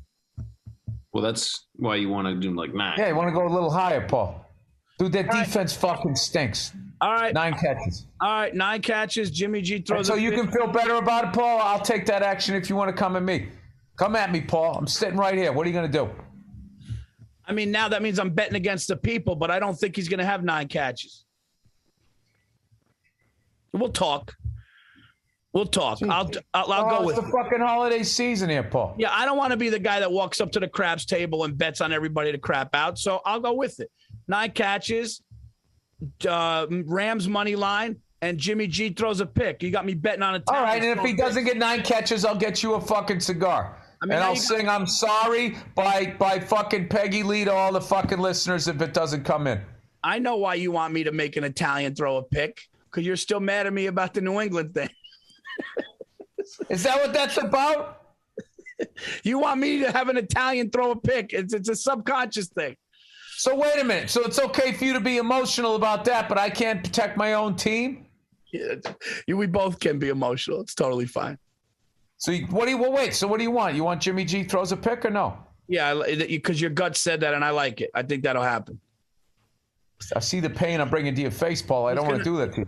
He's a good-looking Italian kid. I like the kid. What are you going to do? But you know what? Everybody has a bad throw every once in a while. And he's going against a good defense, and he might be desperate because they might be down points. So he may have to force a little ball in there. All of a sudden, it's tipped at the line of scrimmage, and the Rams get a pick maybe late in the game. I like it. Which gives Cooper Kupp another chance to go out and get a couple more catches, and everybody fucking wins. I like it.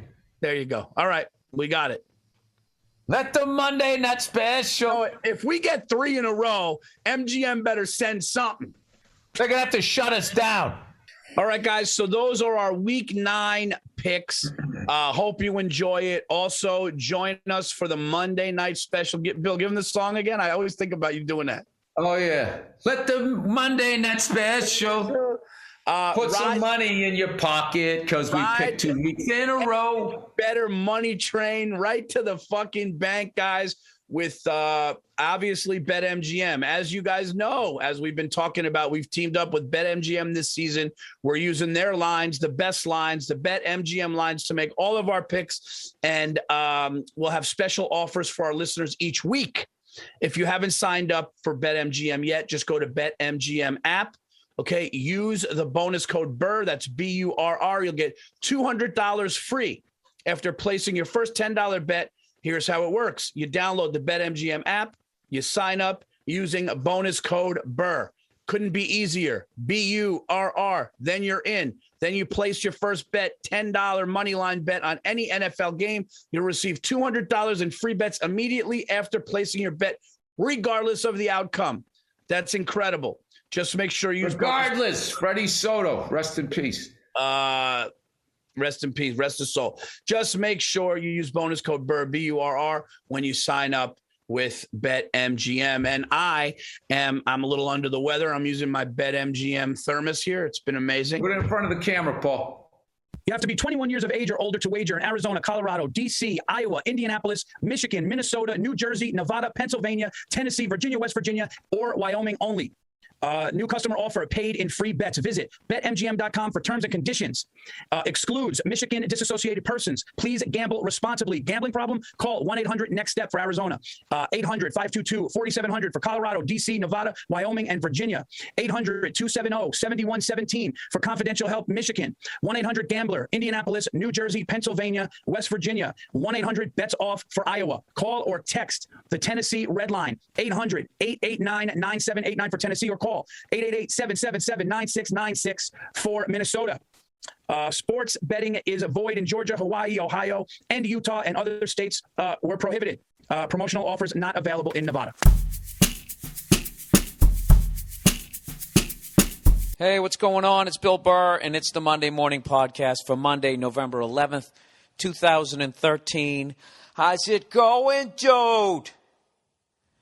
You know, guess who got his Boston Red Sox championship hat the other day? This guy right here.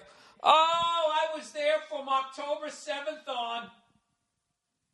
I'll tell you, the mental anguish that I went through as a fan over those 23 days, whatever the fuck it took them to win it. But I got to tell you, I actually don't like the hat. It just makes me feel old when I look at it. It just used to just be the B, and then it'd be like, oh, 2013 champions. That's all you needed. Now they got the fucking trophy spinning out to the right, the B's over here. It's a fucking mess. You know? I don't know. I just look. I. You know what I look like when I put it on? I look like I'm trying to start a rapping career. Can I have the middle-aged white guy? Our team won a championship, and I kind of sucked in gym class, but goddamn it, I had heart. White dude hat. Can they make one of those? I don't fucking know. Oh, I don't know. Anyways, I'm, not shitting on that, that style of a hat. I'm just saying it just looks dumb on my head. I'm white. Of course I observe sports. Why would you pick me? I am right where I'm supposed to be in the stadium. I'm sitting in the stands. How about having a little consideration for a rapidly aging, balding, slow red-headed white dude and give me a nice boring hat? What am I, fucking Ashton Kutcher? Is that an old reference? I mean, that fucker's in his 30 by now.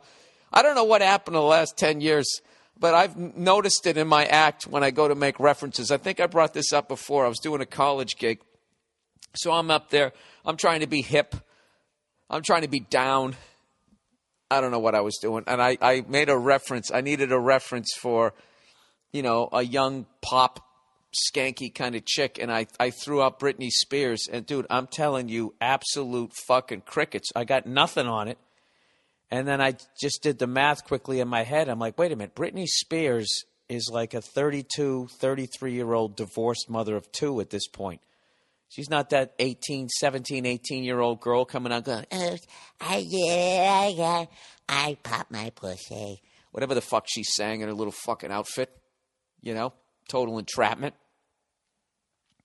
Hey, once she's of age, can you still go back and jerk off to that video, or is that still looking at kiddie porn? Look, I know in the video she's 17, but right now she's 26. So even if you split the difference, she's like 23, right? Anyways, so then I had to I made a reference. I did Dom Irera's podcast, and we were talking about, he busted me when I did, maybe it wasn't his podcast. I did his stand-up show down at the Laugh Factory. The world-famous Laugh Factory, everybody. All right? And if you're around the world and you've never heard of the world-famous Laugh Factory, then I think you need to become a little more cosmopolitan, a little more worldly. Okay? You got the Great Wall of China. You got the Arc de Triomphe. And you have the world-famous Laugh Factory on Sunset Strip. All right? Run by the always lovely Jamie Masada. And I was down there doing a stand-up thing, and Dom has this cool show where, you do stand-up, and then after you're done, he comes up and he does these interviews, which is more you just sit there breaking each other's balls and laughing your ass off. So he called me out on dusting off some old topical material, but I forget how I dropped into it. But I did the whole, speaking of this, what's up with Monica Lewinsky? I mean, it wasn't that bad, but it was one of those deals where he busted me and I laughed about it. And I was reminded this time in the early 2000s, I was working with this fucking hack, and he was on stage and he just goes, out of nowhere, he goes, people are still talking about OJ. The O.J. Simpson trial was in 94. The murder happened in June of 94, and the trial concluded in October of 95. And it was 2002, and this guy goes, people are still talking about O.J. 7 fucking years later.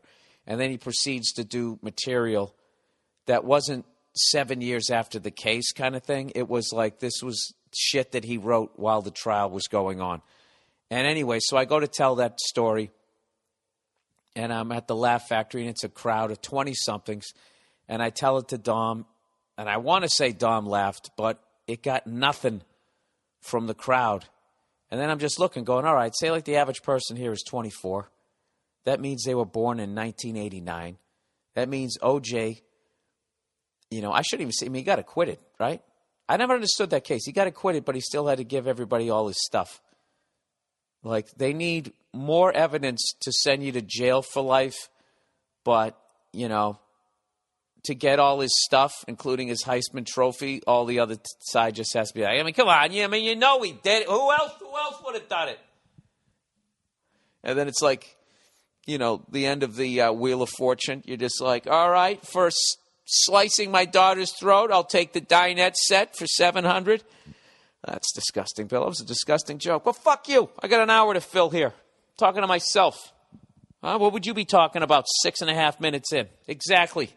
Okay? So sit back down in your plastic Staples chair and you put your head down on your desk inside of your fucking cubicle. I don't hear another word out of you for the next fucking 53.5 minutes.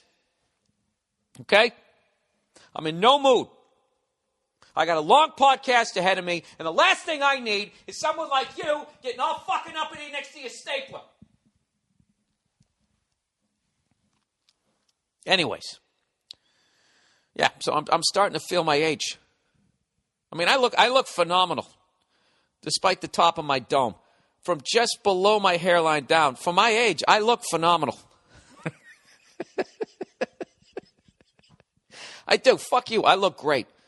All right? I've seen other 45-year-olds. It's not a pretty sight. And maybe it's because they got married and they had a bunch of kids, right? And they made them some omelets and the kids didn't finish it because they didn't have teeth yet. So then you got to eat their omelets too. And then you start walking sideways out of your house just trying to get through the door jam, right?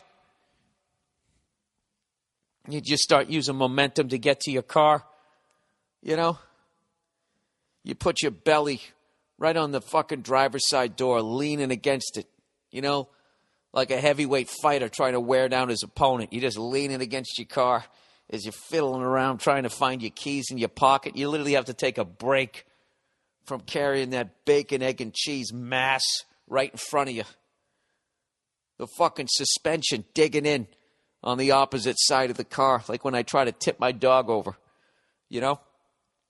I don't know how difficult cow tipping is, but trying to tip over a pit bull is practically impossible. They get low, and they put two of their bionic fucking legs on the opposite side of their body. And then they also have, like, webbed toes, and they just dig into the carpet. Isn't that right, Cleo? Huh? Dude, I got to put up this video of her snoring last night. She sounded like a fucking trucker who just got back from a fucking there and back trip across the country. Full of hobbies. Laying on her back. Fucking face twitching, REM sleep, and just snoring. I don't know. I don't think she got sleep apnea.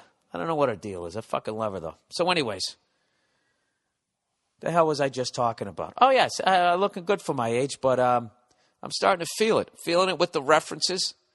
So the other day, I was working... what the hell was I? I had an unbelievable weekend. I worked D.C., New York, and Philly. And I'm backstage in New York City at the Beacon Theater. All right? Legendary theater. Just beyond anything I ever thought about. I used to go to stand-up New York on the Upper West Side, and my whole fucking thing was just being able to get a spot there. First on a weekday, a scheduled spot, not to get thrown up, to actually have my name on the schedule.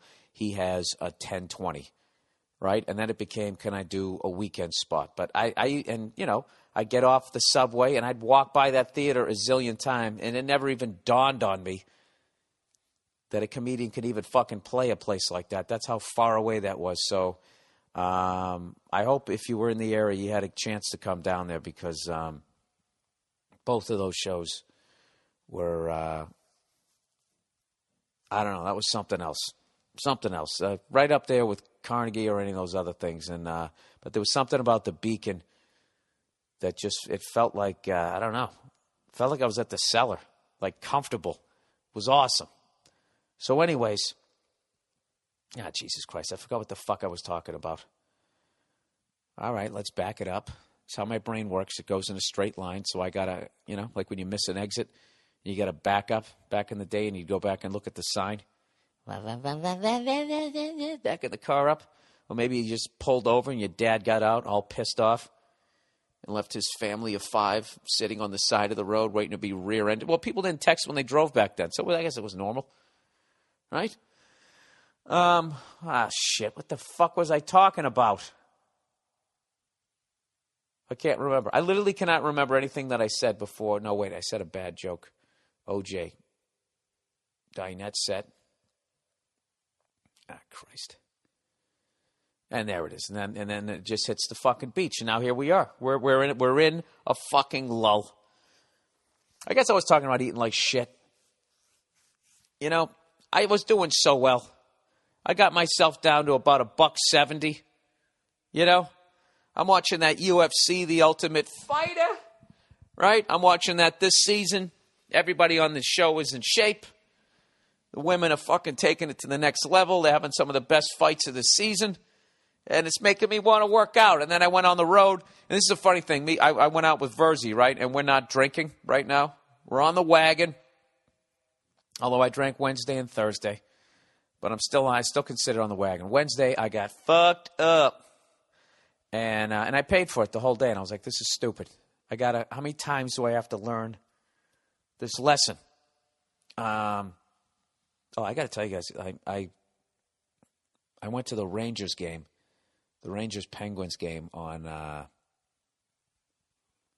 was that, Wednesday night? I got to tell you, what a fucking venue. You know, they redid the whole thing. Seriously, after going to the Clippers-Warriors game, just being in the Staples Center, because I really love L.A., and I don't look at the people like they're plastic, phony, or that type of shit. But I got to tell you, having gone to that game Sunday night and then gone to Madison Square Garden, you could not compare the atmospheres. It was just fucking, can I stop saying that annoying word? The atmosphere inside the stadium it was electric. Yeah, I mean, you could feel there was something palpable in the air, the Pyrrhic victory that was to come. That was fucking amazing. There's just nothing like being in a stadium, watching a team that has a history, albeit a tragic one, but has a history, and everybody just grew up watching them. And they know the history of the game. There's rivalries. You feel it, you know? It's like one of those home-cooked meals that gets better every time you reheat it. You know, like a beef stew. A gumbo. Let's throw that out there for the wonderful people down there in New Orleans. I actually got homesick, last night when I watched a little bit of the Saints-Cowboys. I watched a little bit of the Saints-Cowboys game, and when they were shooting down the street, they always play that New Orleans music and shit. And Al Michaels was sitting there talking about how they were shooting right down Canal Street. And I stayed there at the hotel. There was the hotel. There's the fucking Harrah's. There's the cigar bar. And I missed it. But I got to tell you, I ended up shutting off the game because I was so tired. And I ended up watching this documentary on Dr. J on the NBA channel. You guys got to see it. Of course, I don't know the name of it, but they don't, never made one like that, never again, before or after, just the combination. That guy was so fucking cool and so classy, and even to this day, you want to talk about a guy aging well, they said that he can still dunk, and I'm not going to say whether or not he proves that he can still do it, but you definitely should watch the documentary of the shit that the guy was doing, especially all you guys from the Jordan era, or maybe the Kobe era, who just went just as far back as Michael Jordan. If you want to know how Michael existed or whatever, it's because he got to, aside from obviously all his hard work and all that type of stuff, but he got to watch a guy like Dr. J, and they showed all the classic shit. His dunk on Michael Cooper, and then that one where in the 1980s finals where he drives baseline, jumps up in the air, and he's got the ball, I think maybe in the third row, sort of doing this sort of windmill thing, swooping around, and his momentum carries him out of bounds. There's some giant white dude, and I don't know if it was Kareem or who else, just completely took away that side of the rim. It was over. So anybody else, even an all-star, maybe the best they could do is maybe look to find somebody open underneath the basket to pass it to him, or do the playground thing where you try to throw it off a defensive player and it's out on them, right? But instead, he just keeps flying through the air. All right, there's 2 tall people blocking this side of the rim. I think I'll just keep gliding through the air. I'm starting to come down, so I'll pull my legs up a little bit, give myself a little more hang time. Comes back all the way to the other side of the basket. Everything but probably, his halfway to his right forearm down to the tip of his fingers is out of bounds the other way. And he just reaches back inbounds at the last second and puts like a reverse spin on the ball for a reverse layup on the other side. I can't explain it. And it goes by so fucking fast. You have to watch it in slow motion. They got that. They got all the ABA highlights and the stuff. They were giving away, like they had a dollar night or something like that at Nassau Coliseum where the New York Nets played when he was in the ABA. And it was $1 a ticket. 9,000 people showed up. And if you showed up, not only was your ticket only $1, they gave away a free loaf of bread. So then you start to see all that Will Ferrell semi-pro stuff. It's awesome, man. I'm actually looking it up right now. Dr. J documentary. I guess it's just called The Doctor. Watch NBA TV's The Doctor full documentary. Jesus Christ, it's already up online. These fucking sons of bitches. Definitely check it out. And then they got all his awesome commercials. With all the fucking 70s music. They had this one that goes, hey, Dr. J, where'd you get those moves? You move with such grace. Are you a member of the human race? They literally go, are you a member of the human race? Like political correctness would never let you get away from that with the underlying racist comments. What they were really trying to say was we've never seen anybody play like that. But, those Aryan cunts, of course, would be like, that's exactly what we were saying, right? I guess the Nazi guys would talk like that, right? Do you actually have like a bad German accent like I just did? But you got to see it. But you got to watch that commercial. I'm gonna put a link up for that because then the dude, the second verse that they don't show in the documentary, he goes up into that fucking 70s falsetto. It's the shit. Nia loved it. She was memorizing the song and was walking around our house singing it last night. Which is why I love her. All right, so there's that. So definitely check out The Doctor on the NBA channel. Watch it on the NBA channel. All right, help out that $1 zillion business with their mobbed-up refs. So anyways, where the hell are we? Oh, my God, where did the last fucking 12 minutes go? It just really flies by when you're having fun. Okay, time to do a little bit of advertising. All right, everybody, here we go. Bill's going to try to read out loud once again this week. Is there any improvement? Any improvement? Fuck, I'm already throwing it off the rails. All right, here we go. Focusing, taking our time, relaxing, maybe going a little slower, letting it breathe. Dollar Shave Club, everyone. For a couple of bucks a month, dollarshaveclub.com delivers amazing quality razors right to your door.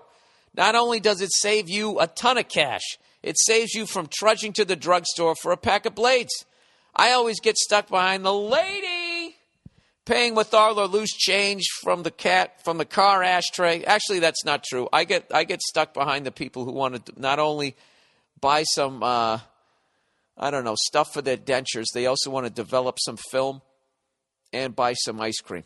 And the place I go to, only has like 2 employees, so that one person has to do all of it. So that's who I get stuck behind. But let's pretend it is me. It's like she thinks exact change is a requirement.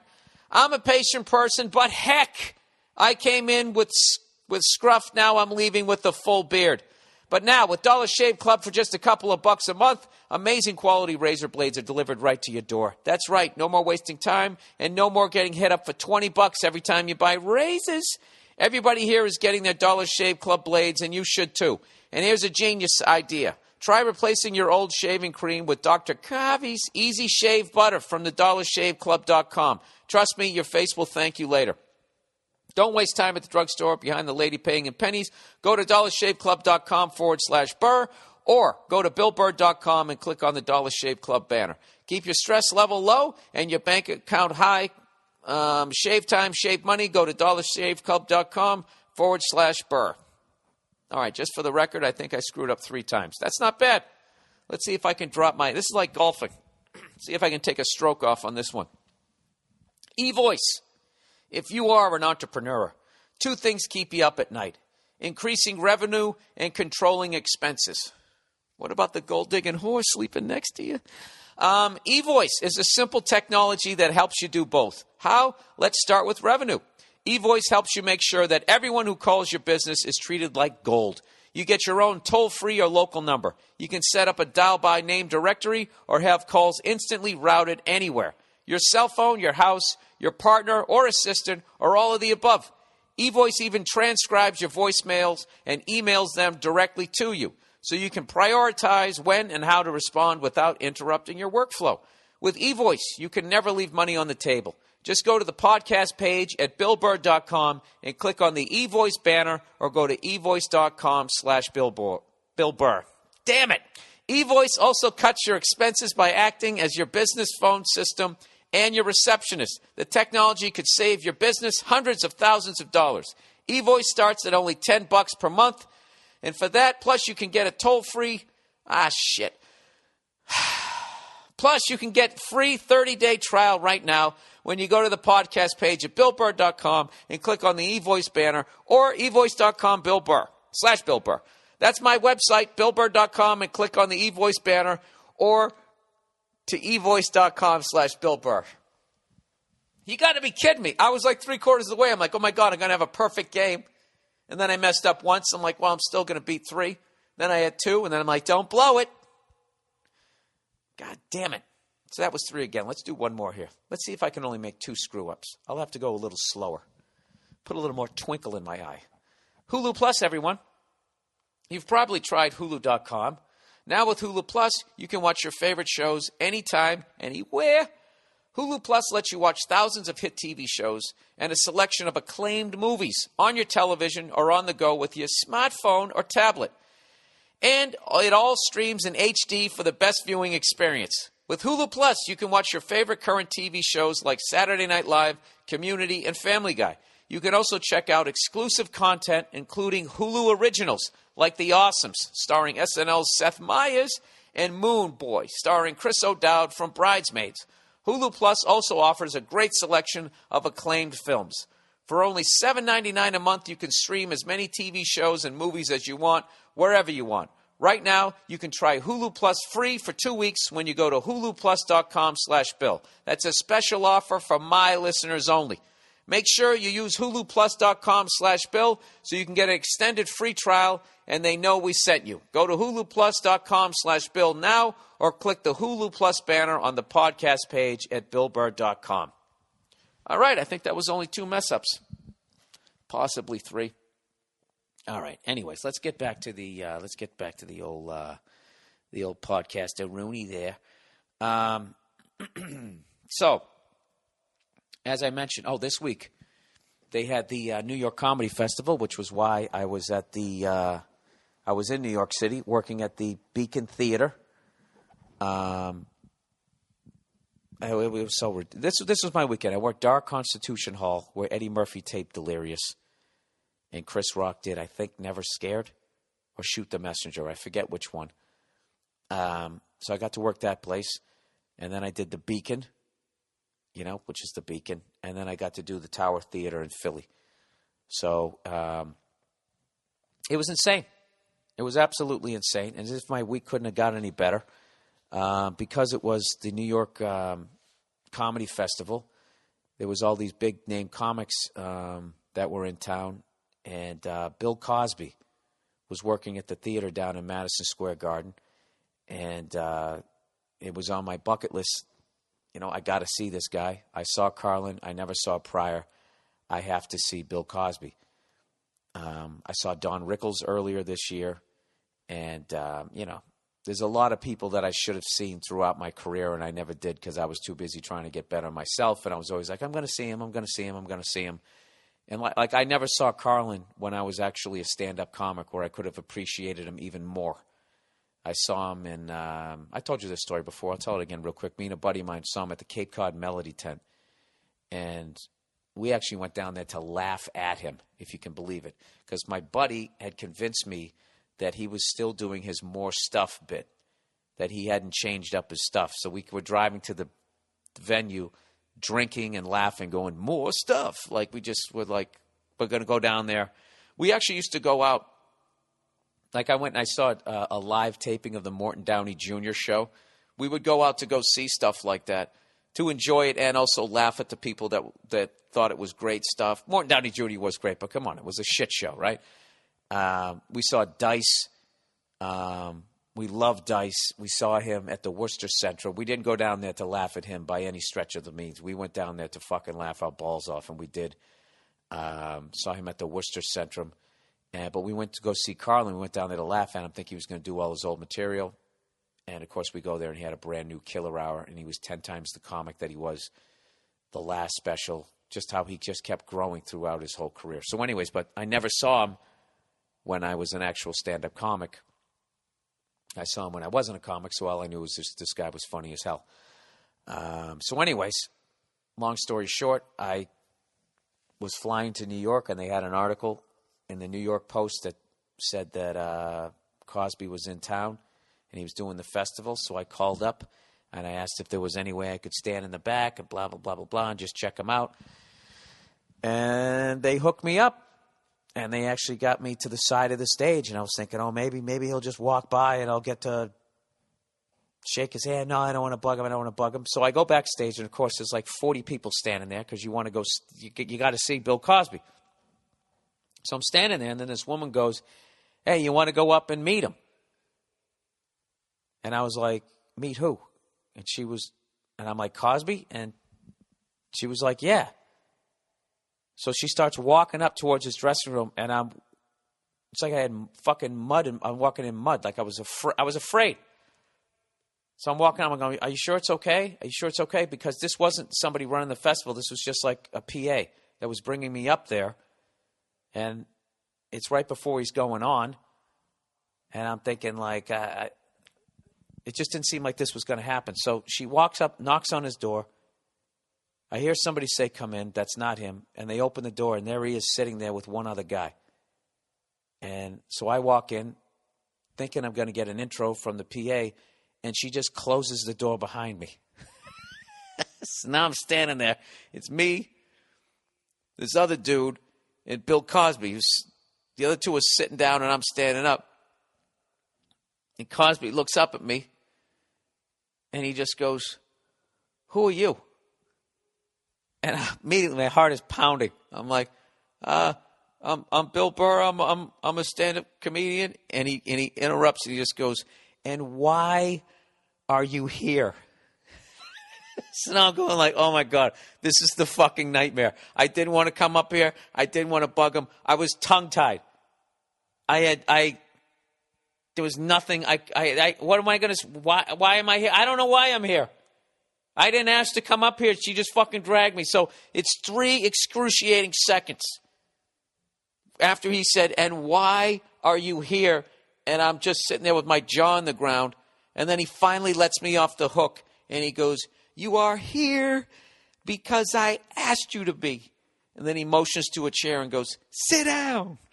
So I sit down. He had no idea who I was.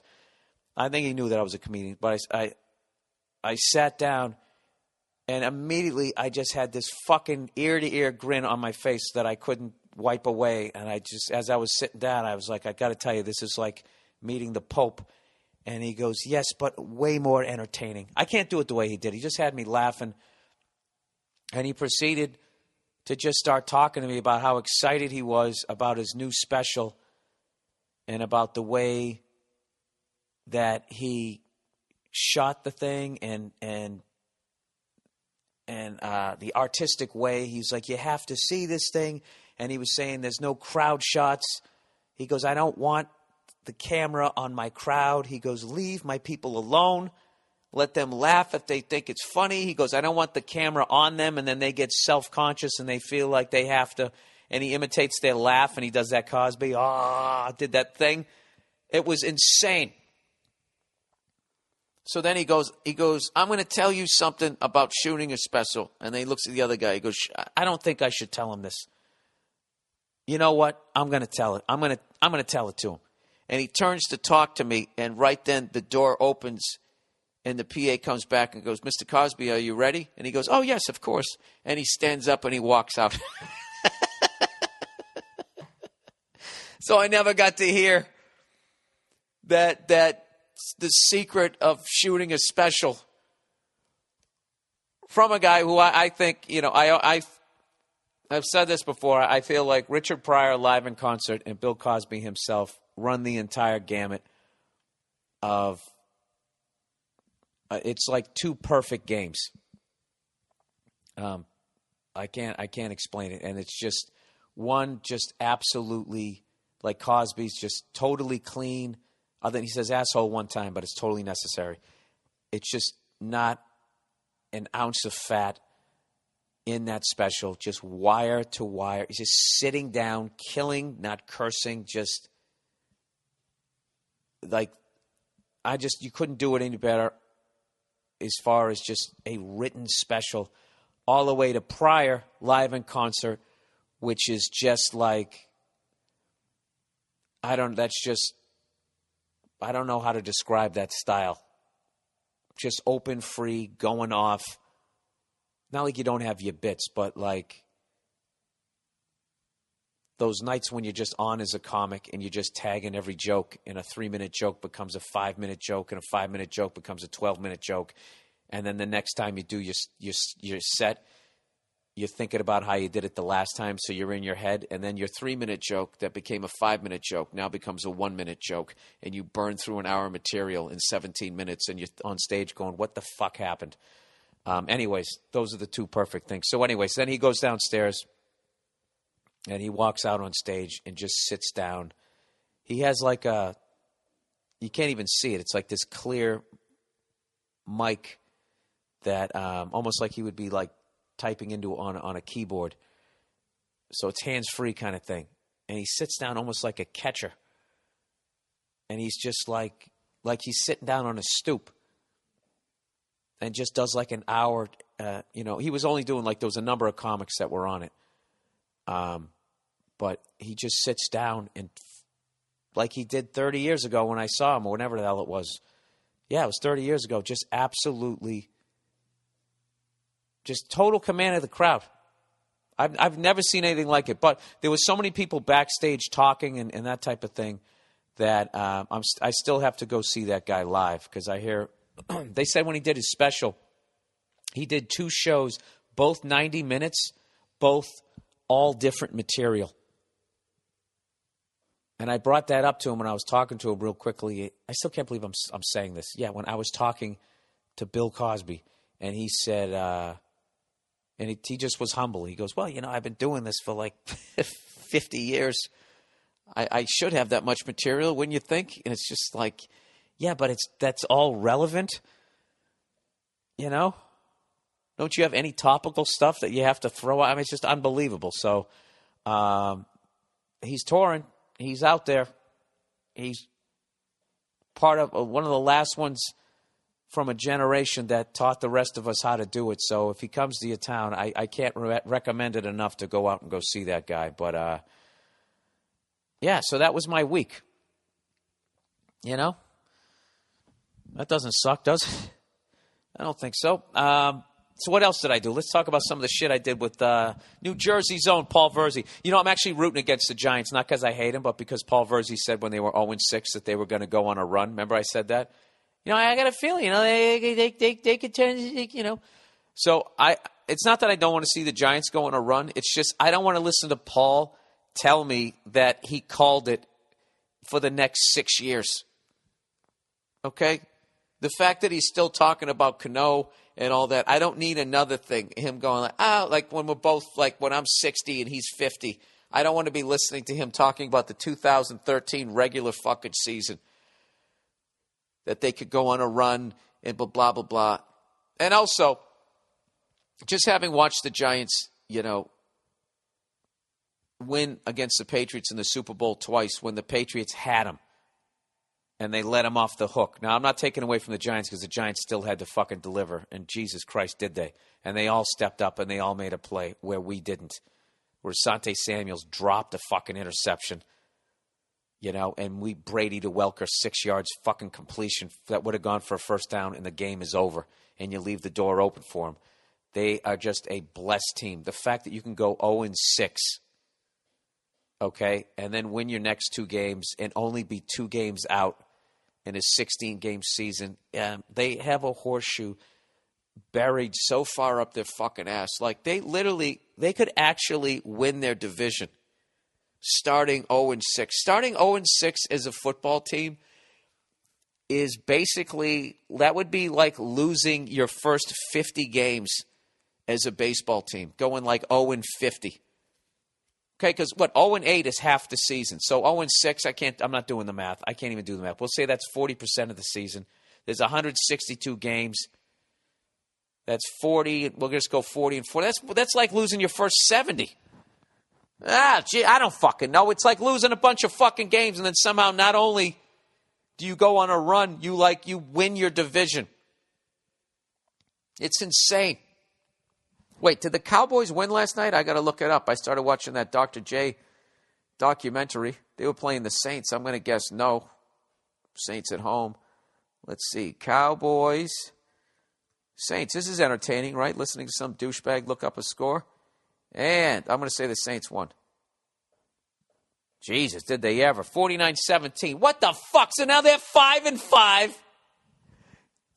Now, fuck this. I got to look it up. Dude, this is fucking hilarious. NFL. Let's get me to NFL.com. Official website. Standings. Here we go. Standings.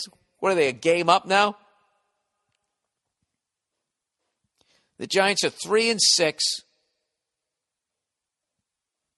So they're 2 out. They're 2 games back. That's fucking hilarious. They're actually tied with the Redskins. The Washington Redskins, you ought to be ashamed of yourselves. You ought to be ashamed of yourselves. Jesus Christ. They went 0-6. The Giants went 0-6, and it only took them 9 games to catch you. Oh, wow, that's depressing. We're already 9 games into this fucking season. Fuck, it just goes by too fast. It's already November.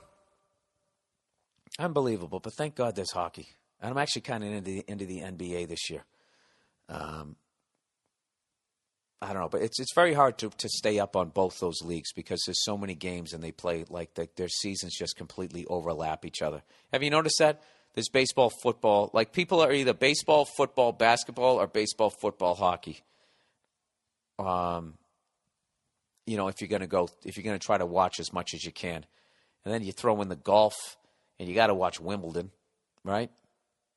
I mean, no wonder the years are flying by, and your wife has that angry look on her face. It's just flying. Oh, another one you guys got to watch. Watch the Pat Summerall documentary, A Football Life, on Pat Summerall. That's another one. Just amazing. And made me feel good about my drinking, considering the way people used to go back in the day. Dude, their last Super Bowl, I forget the guy. It was before my time that Pat Summerall was paired up with before John Madden. It was just like an open joke that they used to go out boozing, kind of like in a Dean Martin kind of way. Let's see, Pat Summerall. Broadcast team, broadcast partner. There we go. Let's see if I can find it. Oh, Tom Brookshire. Was that the guy's name? Yeah, I think it was Tom Brookshire. And they actually, before Super Bowl 13, the second time the Cowboys and the Steelers met up, they came on the air and both looked like shit and talked about how they'd been there since Tuesday. The game was on Sunday or something, how they'd been there since Tuesday and how they felt like they had been there for 9 years and were just basically openly admitting that they were fucking hungover and felt like shit. It was insane. So those are 2 documentaries to watch. Oh, by the way, I had a great fucking time when I was in Philly Whenever I drive to Philly down from New York, by the time I get into Philadelphia, I absolutely fucking hate the city. I just hate the fact that you just can't seem to get off the goddamn Jersey Turnpike. I always take that exit 5. I always take the wrong one. I got to weave my way through like 12 suburban towns, going by a goddamn gazebo to go to a major city. It's a major city. You got 4 major fucking teams. I don't understand why they don't have some fucking throughway where I can continue to drive 70 miles an hour and get to Philly in no time whatsoever. I know I'm taking the wrong one. I should take that one that's the 30 that you go over the Ben Franklin Bridge. But I went over that other one, exit 5, where you end up going over like that fucking footbridge. Then you're pissed and you get there and it's like 12 one-ways and going in the same direction, then another one going the other way, and you're like, my hotel's right fucking there. How do I get to it? And you're pissed, but then you see Mitchell and Ness and all the great food, and then you're walking around, you have a great time. So anyways, we went and we did the shows at the Tower Theater. Crowds were awesome. Just fucking awesome. And, and you know what was awesome too was some woman came to the first show, and as I was walking off stage, like, handed me a loaf of pumpkin bread because I mentioned I was talking shit about how good my pumpkin bread was. So she hands me this loaf of pumpkin bread as I'm getting off stage. And I'm laughing like, because I know why she gave it to me. And I'm walking upstairs and she has it wrapped very professionally. Like, she has cellophane around it, and then she has this plastic bag over that with a twist tie. And now I'm going upstairs, and I walk by the guy. I go, look, somebody made me some pumpkin bread. And, you know, there's no barcode on it. There's no governmental shit. This stuff has not gone through any sort of stuff whatsoever. So I say to the guy backstage, I go, you got a rat problem back here? Can I feed a piece of this to a rat and just see what happens to the rat? Like a little food test thing before I bite into this, make sure there's no weed in it or any shit like that. And whatever. So I went upstairs and I was just like, I got to try it. And I hope the person who made it is listening. It was fucking outstanding. Outstanding. I'm not going to say it was better than mine. That's like saying Cosby's better than Pryor. Our pumpkin breads are both coexisting in that stratosphere. And it would just really be a personal preference. I got to tell you, whoever made it and handed it to me, it was outstanding. Virzi had some too, and was like, I couldn't throw it out. Actually, Paul took it home to his family, so I hope the drugs or whatever you did to it aren't in the middle of it because he has kids. But it was fucking delicious, so thank you very much for that. It's very nice of you. And speaking of battling, which is better? My pumpkin bread, your pumpkin bread. All right, you're in Philly. You don't live there, or even if you do live there, how do you end a great night? Come on. You got to go to Geno's or Pat's for fucking steak and cheeses, right? And I'm sure the people in Philly, oh, fuck both those places, fucking tourist trap. You need to go to Uncle Fucky's over here. But whatever. For an out-of-town guy, that's what I did. So I go down there, and Virzi's going, so what should we do? Should we do Pat's or Geno's? And I'm like, well, fuck it. Why don't we go, we'll get one of each. Then we'll cut them in half, and we'll trade, mix and match, do a little surf and turf, and see which one we like better. So, of course, we go to Pat's first, and we order it. And it's just one giant fucking steak and cheese sub, and they don't even have a plastic knife for you to cut it up. All they have is a spoon for I don't know what. If you get cheese fries or something. So Virzi's got to tear it in half, and I go over to we're standing in line at Geno's. I'm eating half of one of Pat's, right? I got one wit is what we got, and, dude, it was fucking delicious. Fucking delicious. So then I go to the Geno's place. Same deal. We ordered another one. And as I go up there, I know I'd been there before, but I never noticed the sign there on Geno's where it says, he's got two signs. One says, I'm mad as hell. I want my country back. And it's a picture of the original owner. I really don't want to fuck this up. Joey Vento. And it's a picture of him basically with a picture of just the lower 48. I love how he blows off Alaska and Hawaii. He wants his country back. And then below that, there's a picture that says, this is America. When ordering, speak English.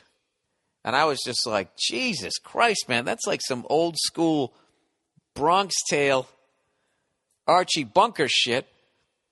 And I saw it and I was like, it was funny to me because there was this table of like 5 Latino people standing around speaking Spanish or whatever, eating the food. And I'm like, wow, that is a testament to how good your fucking food is, where you can just like openly insult somebody like that. And, well, I guess they spoke English too because they did order. I don't fucking know. I'm just saying that your food is so good that you could be like insulting that much, openly insulting, and people still order it. So I looked it up, and there's this whole thing where this guy, Joey Vento's son, Joey Vento passed away, and his son took over the business, and I guess it was this guy's dying wish to keep the Speak English sign at Geno's still up there. I'll read you the article real quickly here. It said last week, Eatery Philly ran a photo of rapper Busta Rhymes hanging out at Geno's Steaks in South Philly. This was all well and good, but what really caught our interest was an update to the item explaining that the Speak English sign is still being proudly displayed at Geno's because its preservation was what late owner Joey Vento... Jesus Christ, I'm sorry, guys. Because its preservation was late owner Joey Vento's dying wish. Geno recently retained Neff Associates, the same public relations firm that began handling the Joe's versus Chinks racist cheesesteak drama. Oh, this is a PR firm. Neff PR director Kyle Flett explains the Geno sign situation in an email today. He says, as you know, Geno's is under new management since the passing of Joey Vento. Geno Vento, Joey's openly gay son, is the new owner and operator, and I think it's important to inform you that he does not share all of the polarizing views his father was famous for. I think it's also important for you to know that we have retained Joe's Steaks, blah, blah, blah, blah, blah. Whatever, I guess it was this guy's dying wish. His dad's dying wish was to keep it up there, so his son's sort of caught in the middle. I don't know. It's actually almost like an interesting piece of history where they have like colored bathroom only, where you just kind of see how far we've come, yet haven't come that far. I don't know. It was pretty. Takes a lot to kind of shock me. I was just like, Jesus Christ. And then I felt like, well, fuck this place. I don't want to eat here. I'll just eat at the other place. And I just heard, well, that's owned by the same family. I don't know. For the record, I like Pat's better on that night. So it might be one of those nights where any given night, but they're both absolutely delicious. So then I had to look up the Joe's versus Chinks racist cheesesteak drama. So I look up this one.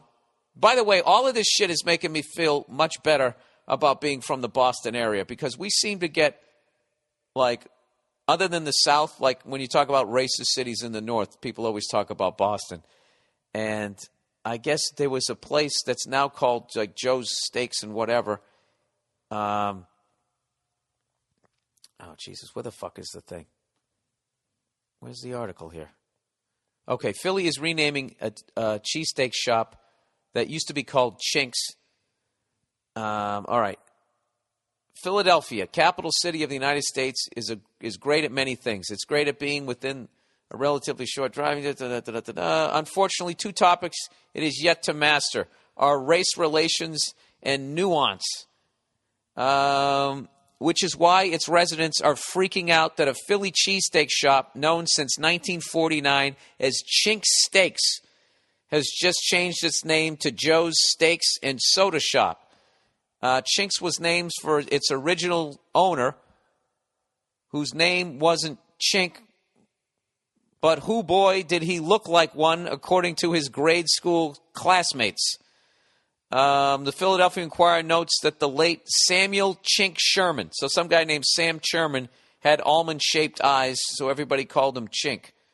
Folks in the shop's neighborhood understand why someone somewhere at some point maybe could find the well-known racial slur inappropriate, but they stop just short of admitting that it actually is.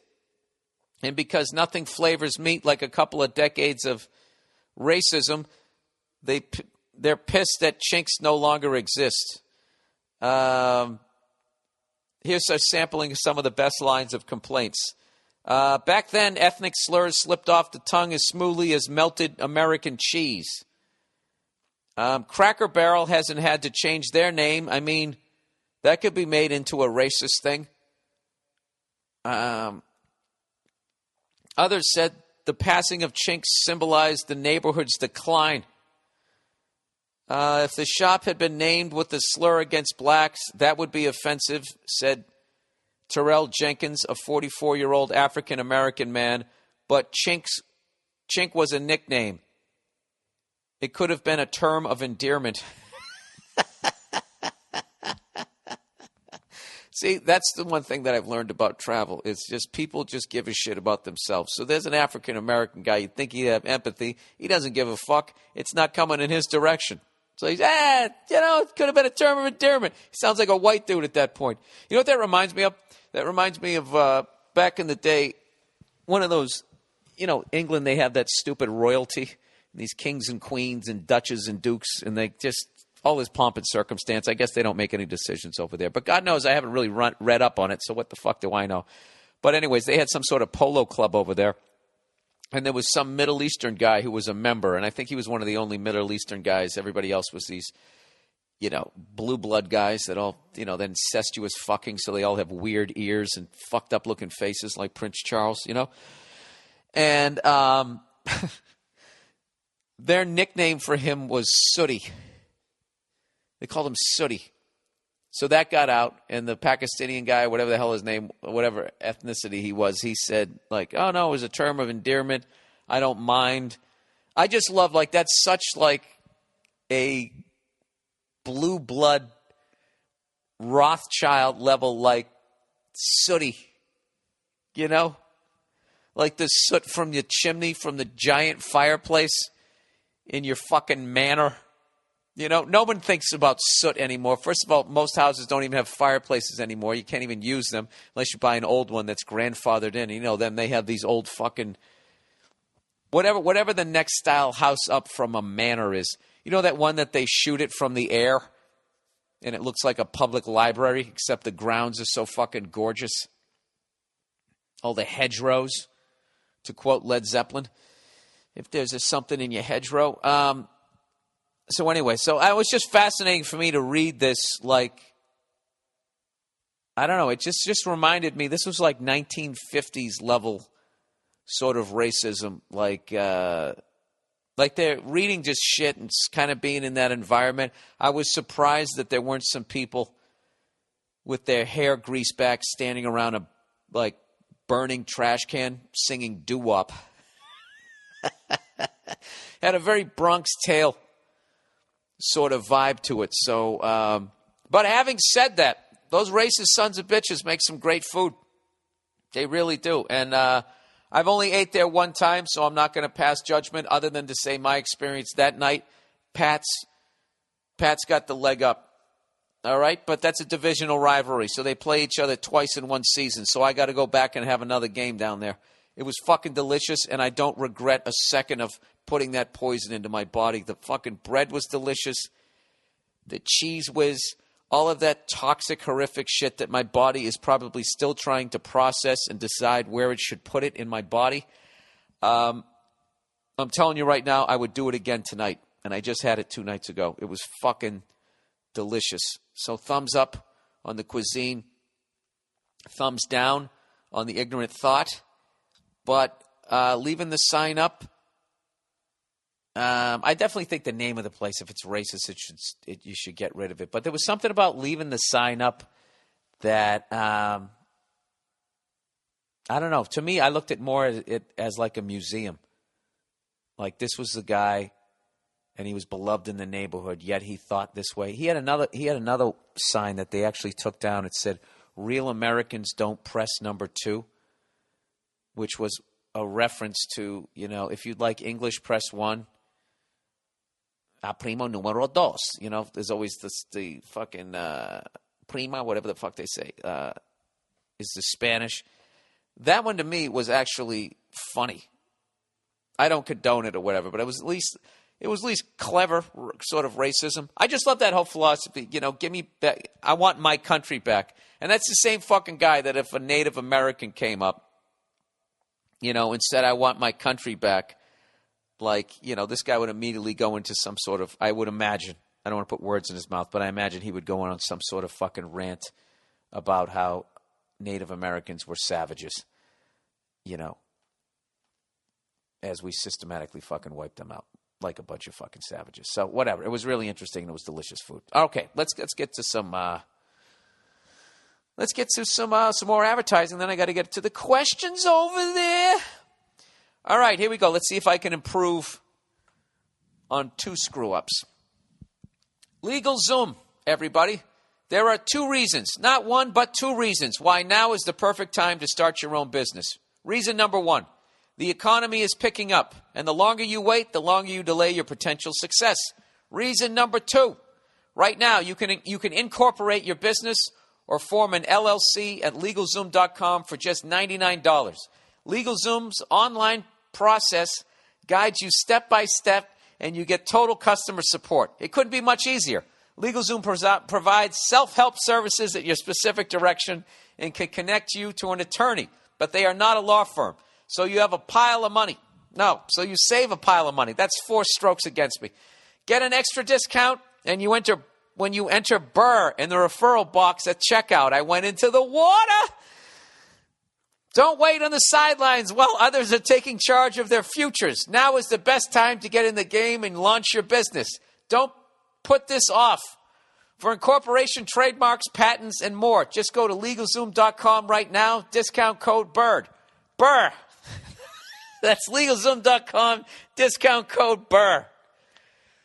Good Lord. That was like the shark when he blew the Masters. That was terrible. If LegalZoom doesn't pay me this week, I understand. All right, let's see if I can go Nick Faldo on this one. Stamps.com, everyone. Postage meter companies used to have the monopoly on printing postage. They could charge you an arm and a leg to print postage from your own office. But those days are over. Now you can use Stamps.com instead. With Stamps.com, get all the benefits of a postage meter, but at a fraction of the cost. All you need is your computer, printer, and Stamps.com to get official U.S. postage for any letter or package, any class of mail. Plus, you'll never have to step inside a crowded post office again. Everything you would want to do at the post office, you can do right at home from your own desk. It's so convenient. I use Stamps.com to send out my posters, my DVDs, my T-shirts, whatever I'm whoring myself out with selling that week. And if I can figure out how to do it, someone as dumb as me, you can too. Right now, use my last name, Burr, B-U-R-R, for this special offer, no risk trial, plus a $110 bonus offer. It includes a digital scale and up to $55 free postage. Don't wait. Go to Stamps.com before you do anything else. Click on the microphone at the top of the homepage and type in Burr, B-U-R-R. That's Stamps.com. Enter Burr. All right, that was only one screw-up. His last chance to try to win a major. Or they'll always say he could never win the big one. Vistaprint, everyone. A business card says a lot about you and your business. Are you a hardworking landscaper? A hip and funky salon owner? A loyal dog walker? No matter who you are or what kind of business you have, Vistaprint.com has thousands of designs to say just what you want. And today, we just got word of a great offer on their best business cards. Get 250 of their premium cards for only $10. The shipping is on them too. I created my cards the other day, and I have to say I was impressed at how easy it was. First, you choose the design you want. Pick your industry. There are over 20. Or you select a style instead, like bold, conservative, modern, or retro. Whatever you want, they got it. They even have a personal and family section if you're looking to create a contact on a mommy card. Vistaprint has so many designs to choose from that you're bound to find one that says exactly what you want, just the way you want. I even stumbled across a henna tattoo card. These guys really think of everything. Once you find a card you like, the design process itself is super easy and fun. Add text, photos, or logos. You can even change colors, fonts, and move things around. You can be an artist. So again, that's 250 high-quality premium cards with shipping included. Just go to www.vistaprint.com, click on the Heard Us on TV/radio button in the upper right-hand corner, and put in the promotional code BURR, B-U-R-R. As you check out, make sure you take a look at the other marketing products they offer, like postcards, flyers, brochures, and websites. They even match your business cards. Oh, they can even match your business card. Excuse me. Get 250 premium business cards for $10, including shipping. Just go to www.vistaprint.com, click on the Heard Us on TV/radio button in the upper right-hand corner, and put in the promotional code BURR, B-U-R-R. Wow, that was brutal. I just really went off the rails. Okay, let's close that forever. Don't need to see that. Okay, on to the questions. Answer the question. All right. Oh, by the way, for all you Alabama fans, congratulations, you fucking assholes. That really devastated me. Oh, we had you. I really think if we scored that first touchdown, it would have been a different thing. You got to protect the fucking ball. You know, and then the discipline just went out the window and they completely went off the rails. You know, and I just have to say, Nick Saban just completely outclassed the way his players played and all that, and it's absolutely devastating, you fucking cunts. All right, there. You happy? Okay. Should I say yes? Bill, I'm a 16-year-old virgin guy from Texas and really want to go balls deep in a snatch before college. Jesus Christ, dude. Rub one out before you text me next time. Or email me. Homecoming is in a week, and this girl who I talked to a lot last year doesn't have a date because her date didn't want to pay the $150. All right, you got yourself a wounded bird. Things are looking good so far. When this year started, we haven't talked, and I've never texted her. I don't know where she texted me. I didn't even have her number. Immediately, I knew it was going to be about homecoming because it was all about people we were talking about because it was all people we were talking about that week. She asked me to go with her, but in a way that made me think she was using me so that she doesn't go alone. Yeah, there is a bit of that. She's definitely desperate, you know? You're kind of like the third-string quarterback, and they both went down, so they're sticking you in there. So I know what you're saying. Is she going to let me throw the deep ball, or am I just going to have to go in there and take a fucking knee, right? Or hand it off, go in the I formation or the wishbone. Anyways, he said, there's a pretty good chance I would get laid if I went. I told her that I would think about it. Then she offered to pay for the mum and the food. What is the mum? Does she really want to go with me? Should I say yes in the hopes that I get to slam her cunt? You know, dude, I really can't figure you out. It's like you're acting like a virgin by not saying yes to this layup, and then you're just really talking about her in a really disrespectful way. This girl is an angel. All right? The fact that she's going to give it up to a fucking 16-year-old virgin, show a little bit of respect. But you might be this might be your insecurity that you are a virgin, so you're trying to talk really aggressively about something that you might have a little bit of fear about. I have no idea. Look, this is what you should do. If you're going to go with this girl, be a fucking sweetheart. All right? Make her laugh. Fucking dance her around the dance floor. Have a great goddamn time. And if the opportunity presents itself, have at it. All right? But that's how you go into it. I mean, she's already paying for it. What kind of a fucking man? I mean, I guess you're a pimp at this point. A pimp virgin, you don't see that very often. Whatever you're doing, it seems to be working. But I just have a little more respect for her. That's all I'm saying. All right? Go in there, have a good time. All right? What's that? What is that? What's that John Madden speech that Joe Bartnick always quotes? Today will be the greatest day of your life, but only if you win. So good luck, man. I hope you win. All right? There you go. But be respectful. God damn it. All right, car purchase process. Hey there, Bill McRedbeard in Balls. McRedbeard in Balls. I like that. It's kind of like a law firm. Love the podcast and love the stand-up. have tickets to see you in D.C. tonight. Well, I hope you enjoyed the show. I had a phenomenal time. He said, my question is about your car purchase process.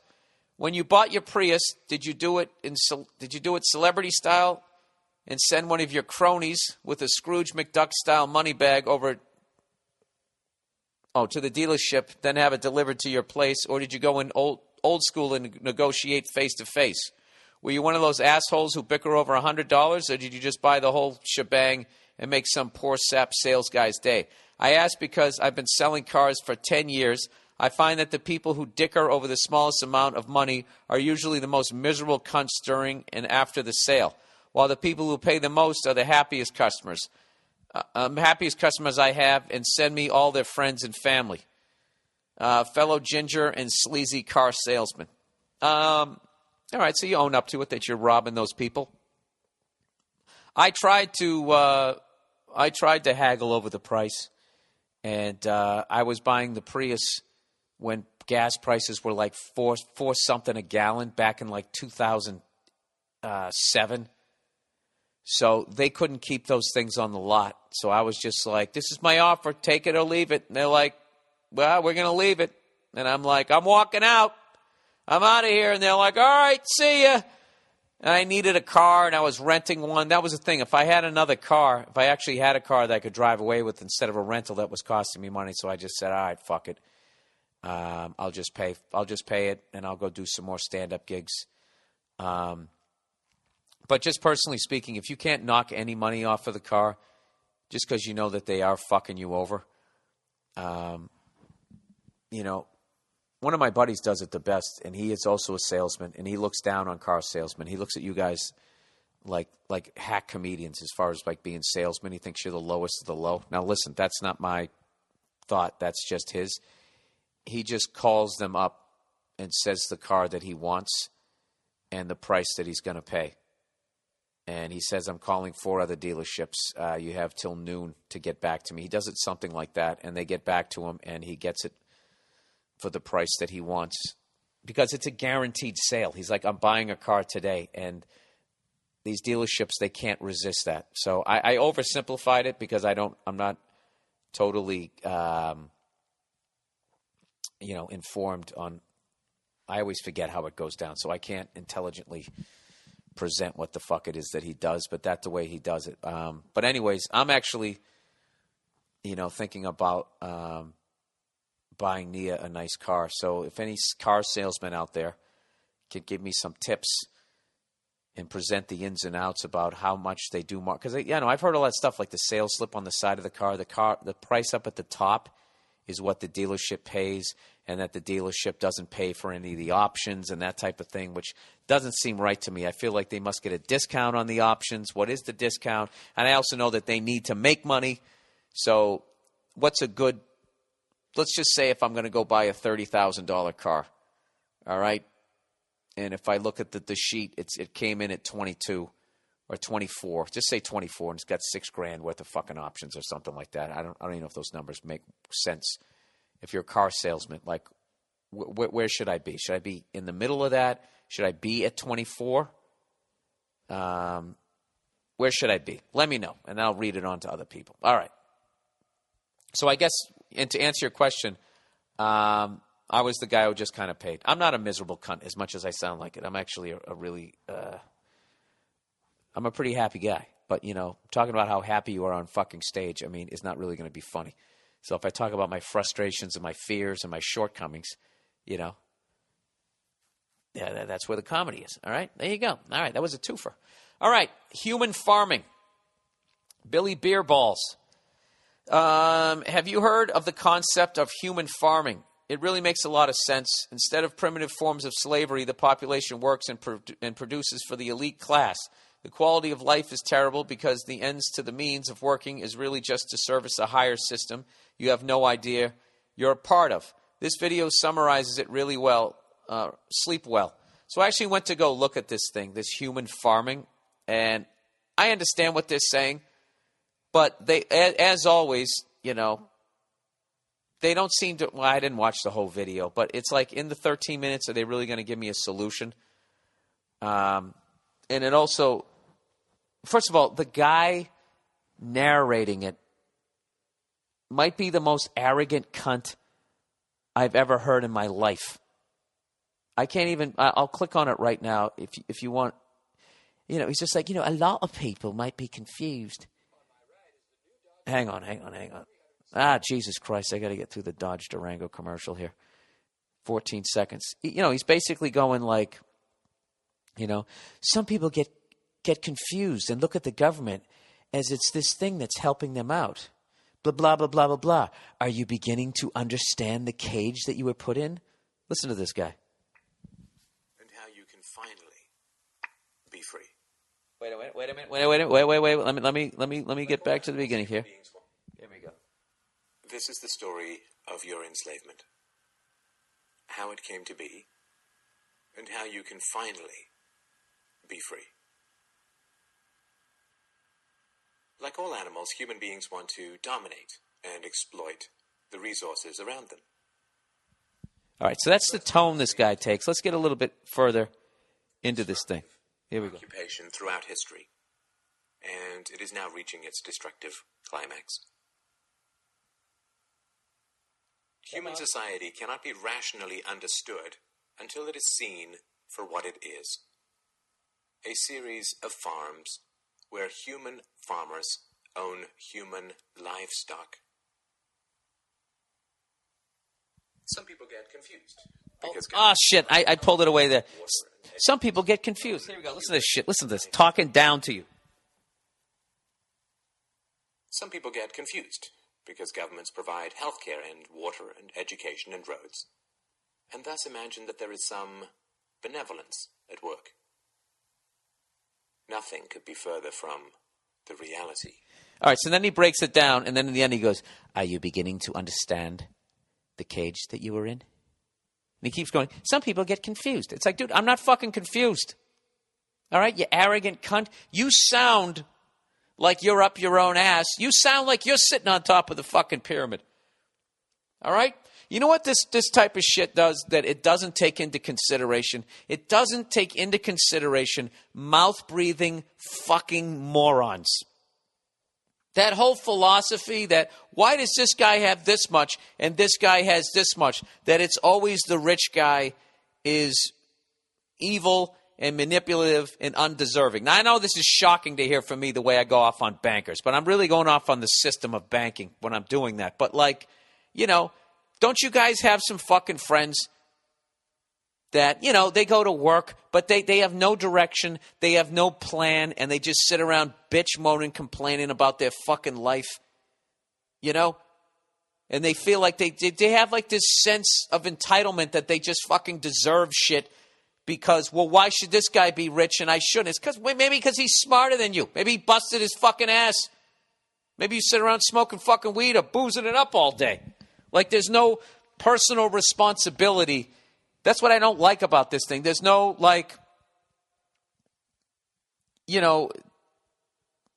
it's just 100% these people who are running shit are 100% fucking evil, and that all these people who are enslaved are all good people. Now, I'm not saying that, there aren't absolutely brilliant fucking people, but because of their lot in life, they ended up in a sweatshop in El Salvador. I'm not saying that. But what I'm saying is everybody in that sweatshop, is not a fucking, I don't know what. There's some mouth-breathing morons in there. That's a bad example because I'm not condoning sweatshop labor either. But I'm just saying, go to a fucking sporting event like I did and just be stone sober. And just sit around and look at the fucking people. Okay? Look at this shit they're eating. Look at this shit they're drinking. Look at their behavior. Look how their clothes are hanging off their fat fucking asses. And I know the food supply is poisoned. And I know that there's a bunch of fucking lies and all that type of shit. But is there any effort on the part of that individual to try to squeegee in front of their fucking eyes? Or do they just accept it? And if you do just accept it, then how do I feel bad for you? Okay? Now, I haven't said that, racism, all that stuff about, you're a third world country. I don't condone any of that shit. I don't condone sweatshop labor. I don't condone, you should pay fucking people and they should, they should be able to live comfortably. All right? Obviously, I think that. I don't condone that Geno steak shit. Hey, this is America, speak fucking English. I don't condone any of that type of shit. But I don't also go to that so liberal where it's just like, oh, look at that drug dealer. If he had the same opportunities I had, why he would be a doctor or a lawyer. It's like, well, why wouldn't he work at Enron or be a piece of shit banker? Why wouldn't he continue his scumbaggery? Why, when he becomes in my situation, does he then become an angel? I grew up in a suburb. There was cul-de-sacs in my neighborhood. I sucked at meth. I didn't become a doctor or a lawyer. I tried to. I was too fucking stupid. So I don't go into that pie in the sky, and I just can't get past this guy's fucking pregnant pauses. Some people are confused. It's like, dude, maybe you're fucking confused. Do you have a better idea? Do you have a better fucking system? I'm sure you do. And let me guess, in your fantasy that you don't have to fucking put to a test, so it can't be criticized because it's not been implemented. Let me guess, it all works out. We're all fucking arm in arm, and racism goes away, and everybody has a nice pair of fucking loafers as they walk out to get their newspaper that was delivered by a paperboy who now makes $80,000 a year, right? I don't fucking know. Whatever. Watch it now that you're polluted with my fucking thought on it. Some people are confused. Some people look at the government and think that there's some sort of benevolence going on. Just the fact that he uses benevolence, making me feel stupid. What does benevolent mean? Is that some sort of fucking doing something for... You know what? I should look it up. Let's look it up. B-E-N, benevo... Oh, geez, it just disappeared after the V. It gave up on me. Like, well, it can't be trying to... He can't be trying to spell that word. Okay. Benevolence. Let's go with the Webster's Dictionary. A disposition to do good, an act of kindness, a generous gift, a compulsory levy by certain English kings with no authority than the claim of prerogative. Well, Jesus, it takes a left turn on definition number 3, doesn't it? All right, so I think he's using it in the first or second. All right, disposition to do good. I don't fucking, who the fuck knows, all right? Anyways, let's move on here before we try and solve the world's problems. You can go ahead and watch it if you want. All right, naked picture situation. A Sports Illustrated. I like that one. It wasn't really insulting. Oh, by the way, the Celtics were 0-4 before they won their first game, so I immediately started looking at the draft for next year, and which I haven't done in the NBA, I think, ever, being a hockey guy. And I have to tell you, I was absolutely fucking shocked to see that the top 10 draft picks projected next year, 8 of them are freshmen. 8 out of 10 are freshmen, and the other 2 are sophomores. Like, it's such a tragedy that these guys can come out early. I'm being selfish as a sports fan because I know that they have, a lot of people, like, it's a money situation. They got to come out. They come from a poor family, or just a logical thing where I'm going to risk blowing out my knee playing ball for free, or I can go to the NBA now and get $1 million. I know it's a no-brainer, but, just back in the day, he got to watch 4 years, of a Patrick Ewing or a Ralph Sampson, Hakeem Olajuwon. You saw those big men, like their college careers overlapping each other and the next great ones, and you're thinking, oh, wow, maybe he can win a championship by the time he's a senior or something like that. And just to see, like, the fact that the junior and senior classes have just been so rated by the NBA draft that there's not a junior or a senior even projected in the top 10, and you're basically going to draft a fucking teenager to try to turn the Boston Celtics around. By the way, I'm ordering the NBA package. I'm like, this is when I step up as a fan. Not when they're good, not when they buy a title, but when they suck a bag of fucking dicks. That's when I'm going to sit there and watch them rise up from the ashes. Okay, naked picture situation. Hey, hey, Sports Illustrated. I'm in need of some advice, sir. I have a naked picture situation on my hands, although it may not necessarily be what you're thinking. Well, it's either you or your girlfriend, I would guess. He goes, so there's this lady that went to the same graduate school as me, and this girl was a real cunt. Dude, don't do this. If you have a naked picture of her, don't do it. He goes, we're talking pure evil. She was in school to be a producer, and she managed to alienate and demean every single person that ever worked with her. She was manipulative and awful to everyone. Oh, it sounds like she's going to have a successful career. She gets into corporate America. All I'm hearing here is corner office. She was manipulative and awful to everyone, even her boyfriend, who she emasculated constantly, even in front of his friends. Well, that's on him. Walk out the door. What's she going to do? Give you a suplex? Go fuck yourself. I got a hand and a world full of pussy. I don't need you anymore, lady. Now, before I continue, I should probably say that I realized almost immediately how evil this girl was, so I always kept my distance and never associated with her in any way, so that this isn't personal. Now, let's get to the issue at hand. Okay, so he's painted her as completely evil, and he's painted himself as being this even-keeled, rational person. I like this. It's almost as though he wrote the email. Now, let's get to the issue at hand. I happen to be perusing the internet one day in the manner that all men do. Oh, aren't you an eloquent little cunt? Huh? You mean looking at fucking porn? Look at you dancing around this. I'm starting to think that this woman is innocent and you're actually the evil person as you continue to try to paint yourself as a fucking hero who's a member of a polo club. You're rubbing one out, you filthy fucking animal. I'm not judging you. I do it too. Happily. Big grin on my face, waving at the government, and as I rub one out. As I bust a nut, I say into the camera that I can't see that's watching me, it's okay, I didn't want to run for office anyways. I say that as I have a orgasm. I can't even talk this week. Anyways, he said in the manner that all men do, and I happened to come across some naked selfies that this girl took on one of those Tumblrs devoted to that kind of thing, if you're curious. Now, my question is, without trying to sound like an evil scumbag, probably too late, should I do anything with them? I could probably give a lot of closure and satisfaction by sending them out to the people she's fucked over in the past. Wait, it's this girl? Oh, that this girl took. Oh, okay. Wow. So she treats people like that during the day, and at night she takes naked selfies of herself. All right. I know this girl. I know this kind of girl. All right. Okay. Here we go. Let's just try to pick this back up. This girl, she's like she's like that fucking Wall Street guy that's stealing money and at night needs to go to a hooker with a fucking orange ball in his mouth. So I think this girl is maybe this is like a narcissistic thing. Is she taking pictures of herself like she's just this piece of meat, or is she trying to look hot? The human fucking psyche, man, it's fucking insane. You know?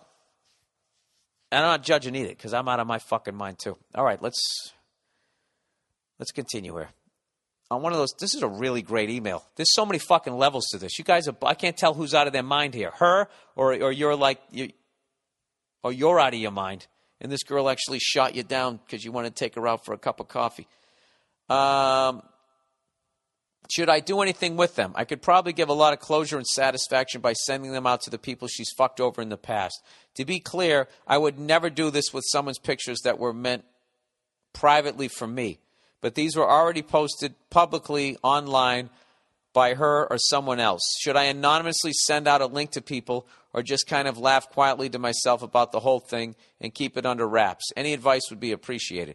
Well, what you're doing as far as like justifying your role in this, if you were to do it, that they were already up there, is kind of like the drug dealer saying like, well, if I didn't sell the drugs, someone else would. So I think you shouldn't do anything. And I don't know why. I don't know why, like, what am I trying to say here? Like, what do you think is funny about him?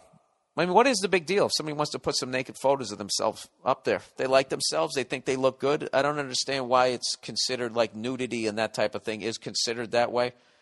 I mean, if she's doing a porno, I can see then why she can't get a fucking job at Johnson & Johnson. But, she's got some naked photos. Who gives a fuck? She's probably in the best shape of her life, I mean, personally, I wouldn't do it. Oh, who the fuck wants to look at me naked? Jesus, what a fuck. That actually disgusted me.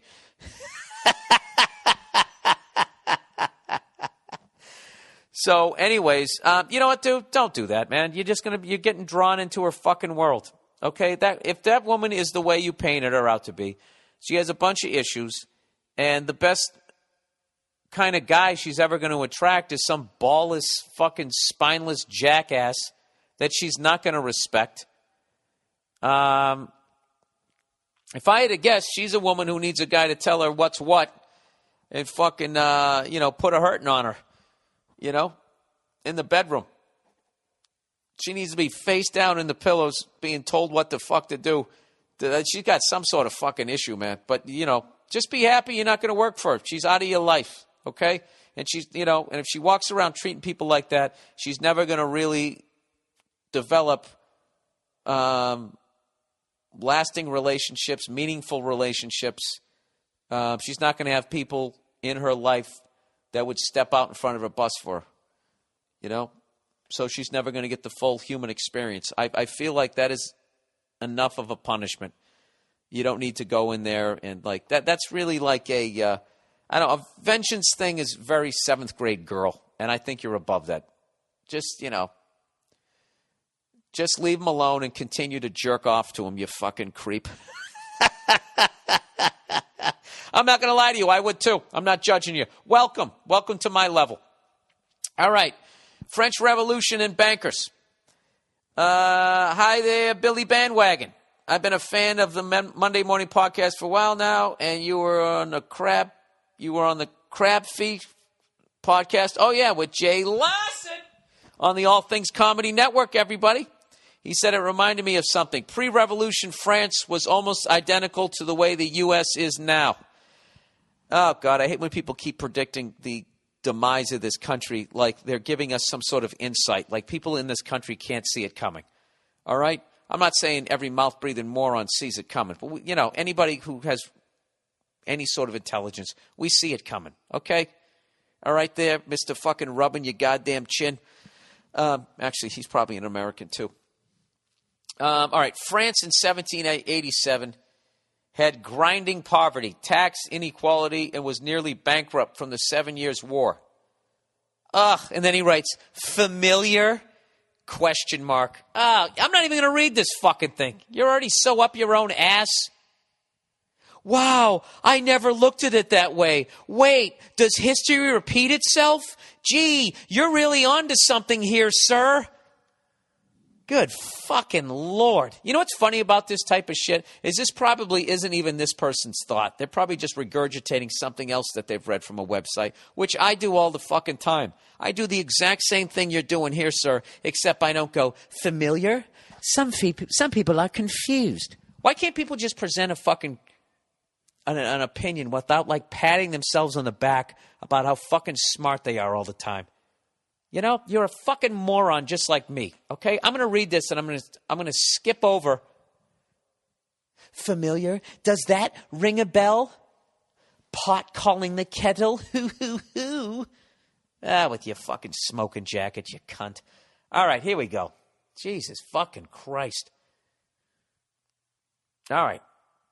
He goes, familiar? It should be. The modern U.S. actually has worse wealth and tax inequality than 1787 France and even pre-fall of Rome. Dude, this is all old shit. I've already heard this theory a zillion times before you present it. And, and I'm not going to fucking read this and get all fucking depressed because I understand this. This is why I got out of conspiracy theory and just got a dog and I'm sitting here watching the bread and circus of fucking sports like I never have before because there's no way out of this. Rather than present this shit to me, I want you to write back to me and give me your solution. You give me the fucking solution rather than pointing out the fucking obvious as you rub your goddamn chin. All right? Jesus fucking Christ. All right, sorry. I was having such a great goddamn day. Jeez, we're an hour and a half in here. I'm a long-winded son of a bitch this week. All right, uplifting documentaries couldn't come soon enough on the podcast. Hey there, Billy boy. Love the podcast and all your specials. Can't wait to see you in Dublin in a few weeks. You're a good man. Tell all those other Irish cunts to come out and see this German Irish cunt. We'll all drink some fucking Bushmills afterwards. What do you say? And Irish eyes are laughing. Billy Redface is bright and gay. I got a heartwarming documentary for you. Since Blackfish and Dirty Wars might have got you down a bit. I appreciate that. People, I love when you send the documentaries that are eye-opening and make me feel like I want to kill myself. But also, every once in a while, you got to give me a little sugar. So he goes, they might have got you down a little bit. Here's some uplifting stuff. It's called The Pipe, and it's about a tiny village in the west coast of Ireland taking on a massive oil corporation and winning. Oh, I love it already. Even if it isn't true. I love it. It focuses on the community's refusal to have a dangerous pipeline running through their village. It shows the vicious brutality of the cops against the protesters, and in particular, 5 men who go so far as to serve time in prison to get justice. Dude, those guys are saints. That's when you are committed to a cause, all right? And that's when, they should make a movie about you. And then fucking actors who have personal trainers and microbiotic diets, show up with abs and get to play you in your life story, that William Wallace shit, 5 men who go so far as to serve time in prison to get justice. That's fucking, they don't make men like that anymore. Well, I guess they do. They made 5 of them on the west coast of Ireland. God bless them. For once, the people win. And as a recent development in the case has seen, the Shell Oil Company have lost their license for work on the west coast of Ireland. I'm watching that today. Today, here's the link. It's up on YouTube, everybody. You should check that out. It's called The Pipe. And another one for the full documentary. Oh, I guess, okay, this is the link for the trailer. Is on YouTube. But if you want to watch the full thing, we'll have these links. If for some reason you can't, if you go to surf for shit, you can't find it like I always do.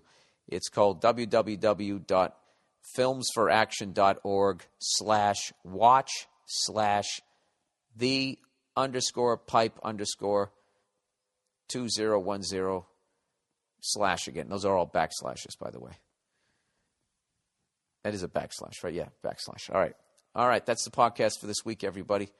I want to thank everybody who came out to my shows this weekend in D.C., New York, and Philadelphia. It was fucking, I'm going to use the word magical. There, I said it. At the risk of everybody, coming at me in a homophobic way, I don't give a shit. I like the twinkle toes, so come at me that way. I don't give a fuck, all right? It was a magical weekend. I had a great time. And you know what? It's even going to get more, there's going to be even more fairy dust on my career. This weekend, the final leg of the Billy Red State Tour. All right? I am playing in Deadwood, South Dakota, November 15th. November 16th, I'm at the Brady Theater in Tulsa, Oklahoma, and then I'm wrapping it up at the Orpheum Theater in Wichita, Kansas. I will be coming out, taking pictures and signing shit and all that. I apologize to people who came out this weekend to the earlier shows. A couple nights I had early shows, and I can't go out there because it slows shit down, and then I get in trouble with the union because they have to go dark, so I can't go out there and load the other crowd in. So I really feel bad about that because I actually really enjoy going out and saying hello to people. So my apologies to people on the first show of in Philly and in New York. And the second show of the weekend, I actually came out there late because I had a lot of friends and shit coming up there, so I got some guilt about that. But, all right, the Deadwood show, the Oklahoma and Wichita, I'm coming out after all those shows. And whatever you want to do, pictures, autographs, whatever you want to do, I really appreciate everybody coming out. It's been a hell of a fucking year. And there you go. And then I got one more gig, Southern Connecticut State University in New Haven, Connecticut on November 23rd. And after that, I got one last giant tour. And that's when I do the European tour, and I'm going to fucking do my best to fucking murder when I go over there. I'm really I'm amped up for these shows, man. I got to finish strong. And then the last one, the Wiltern Theater in Los Angeles, my home city here. And it's going to be me and the entire Rose Bowl dais is going to be there. All right? The Ocean's 11 of the Rose Bowl.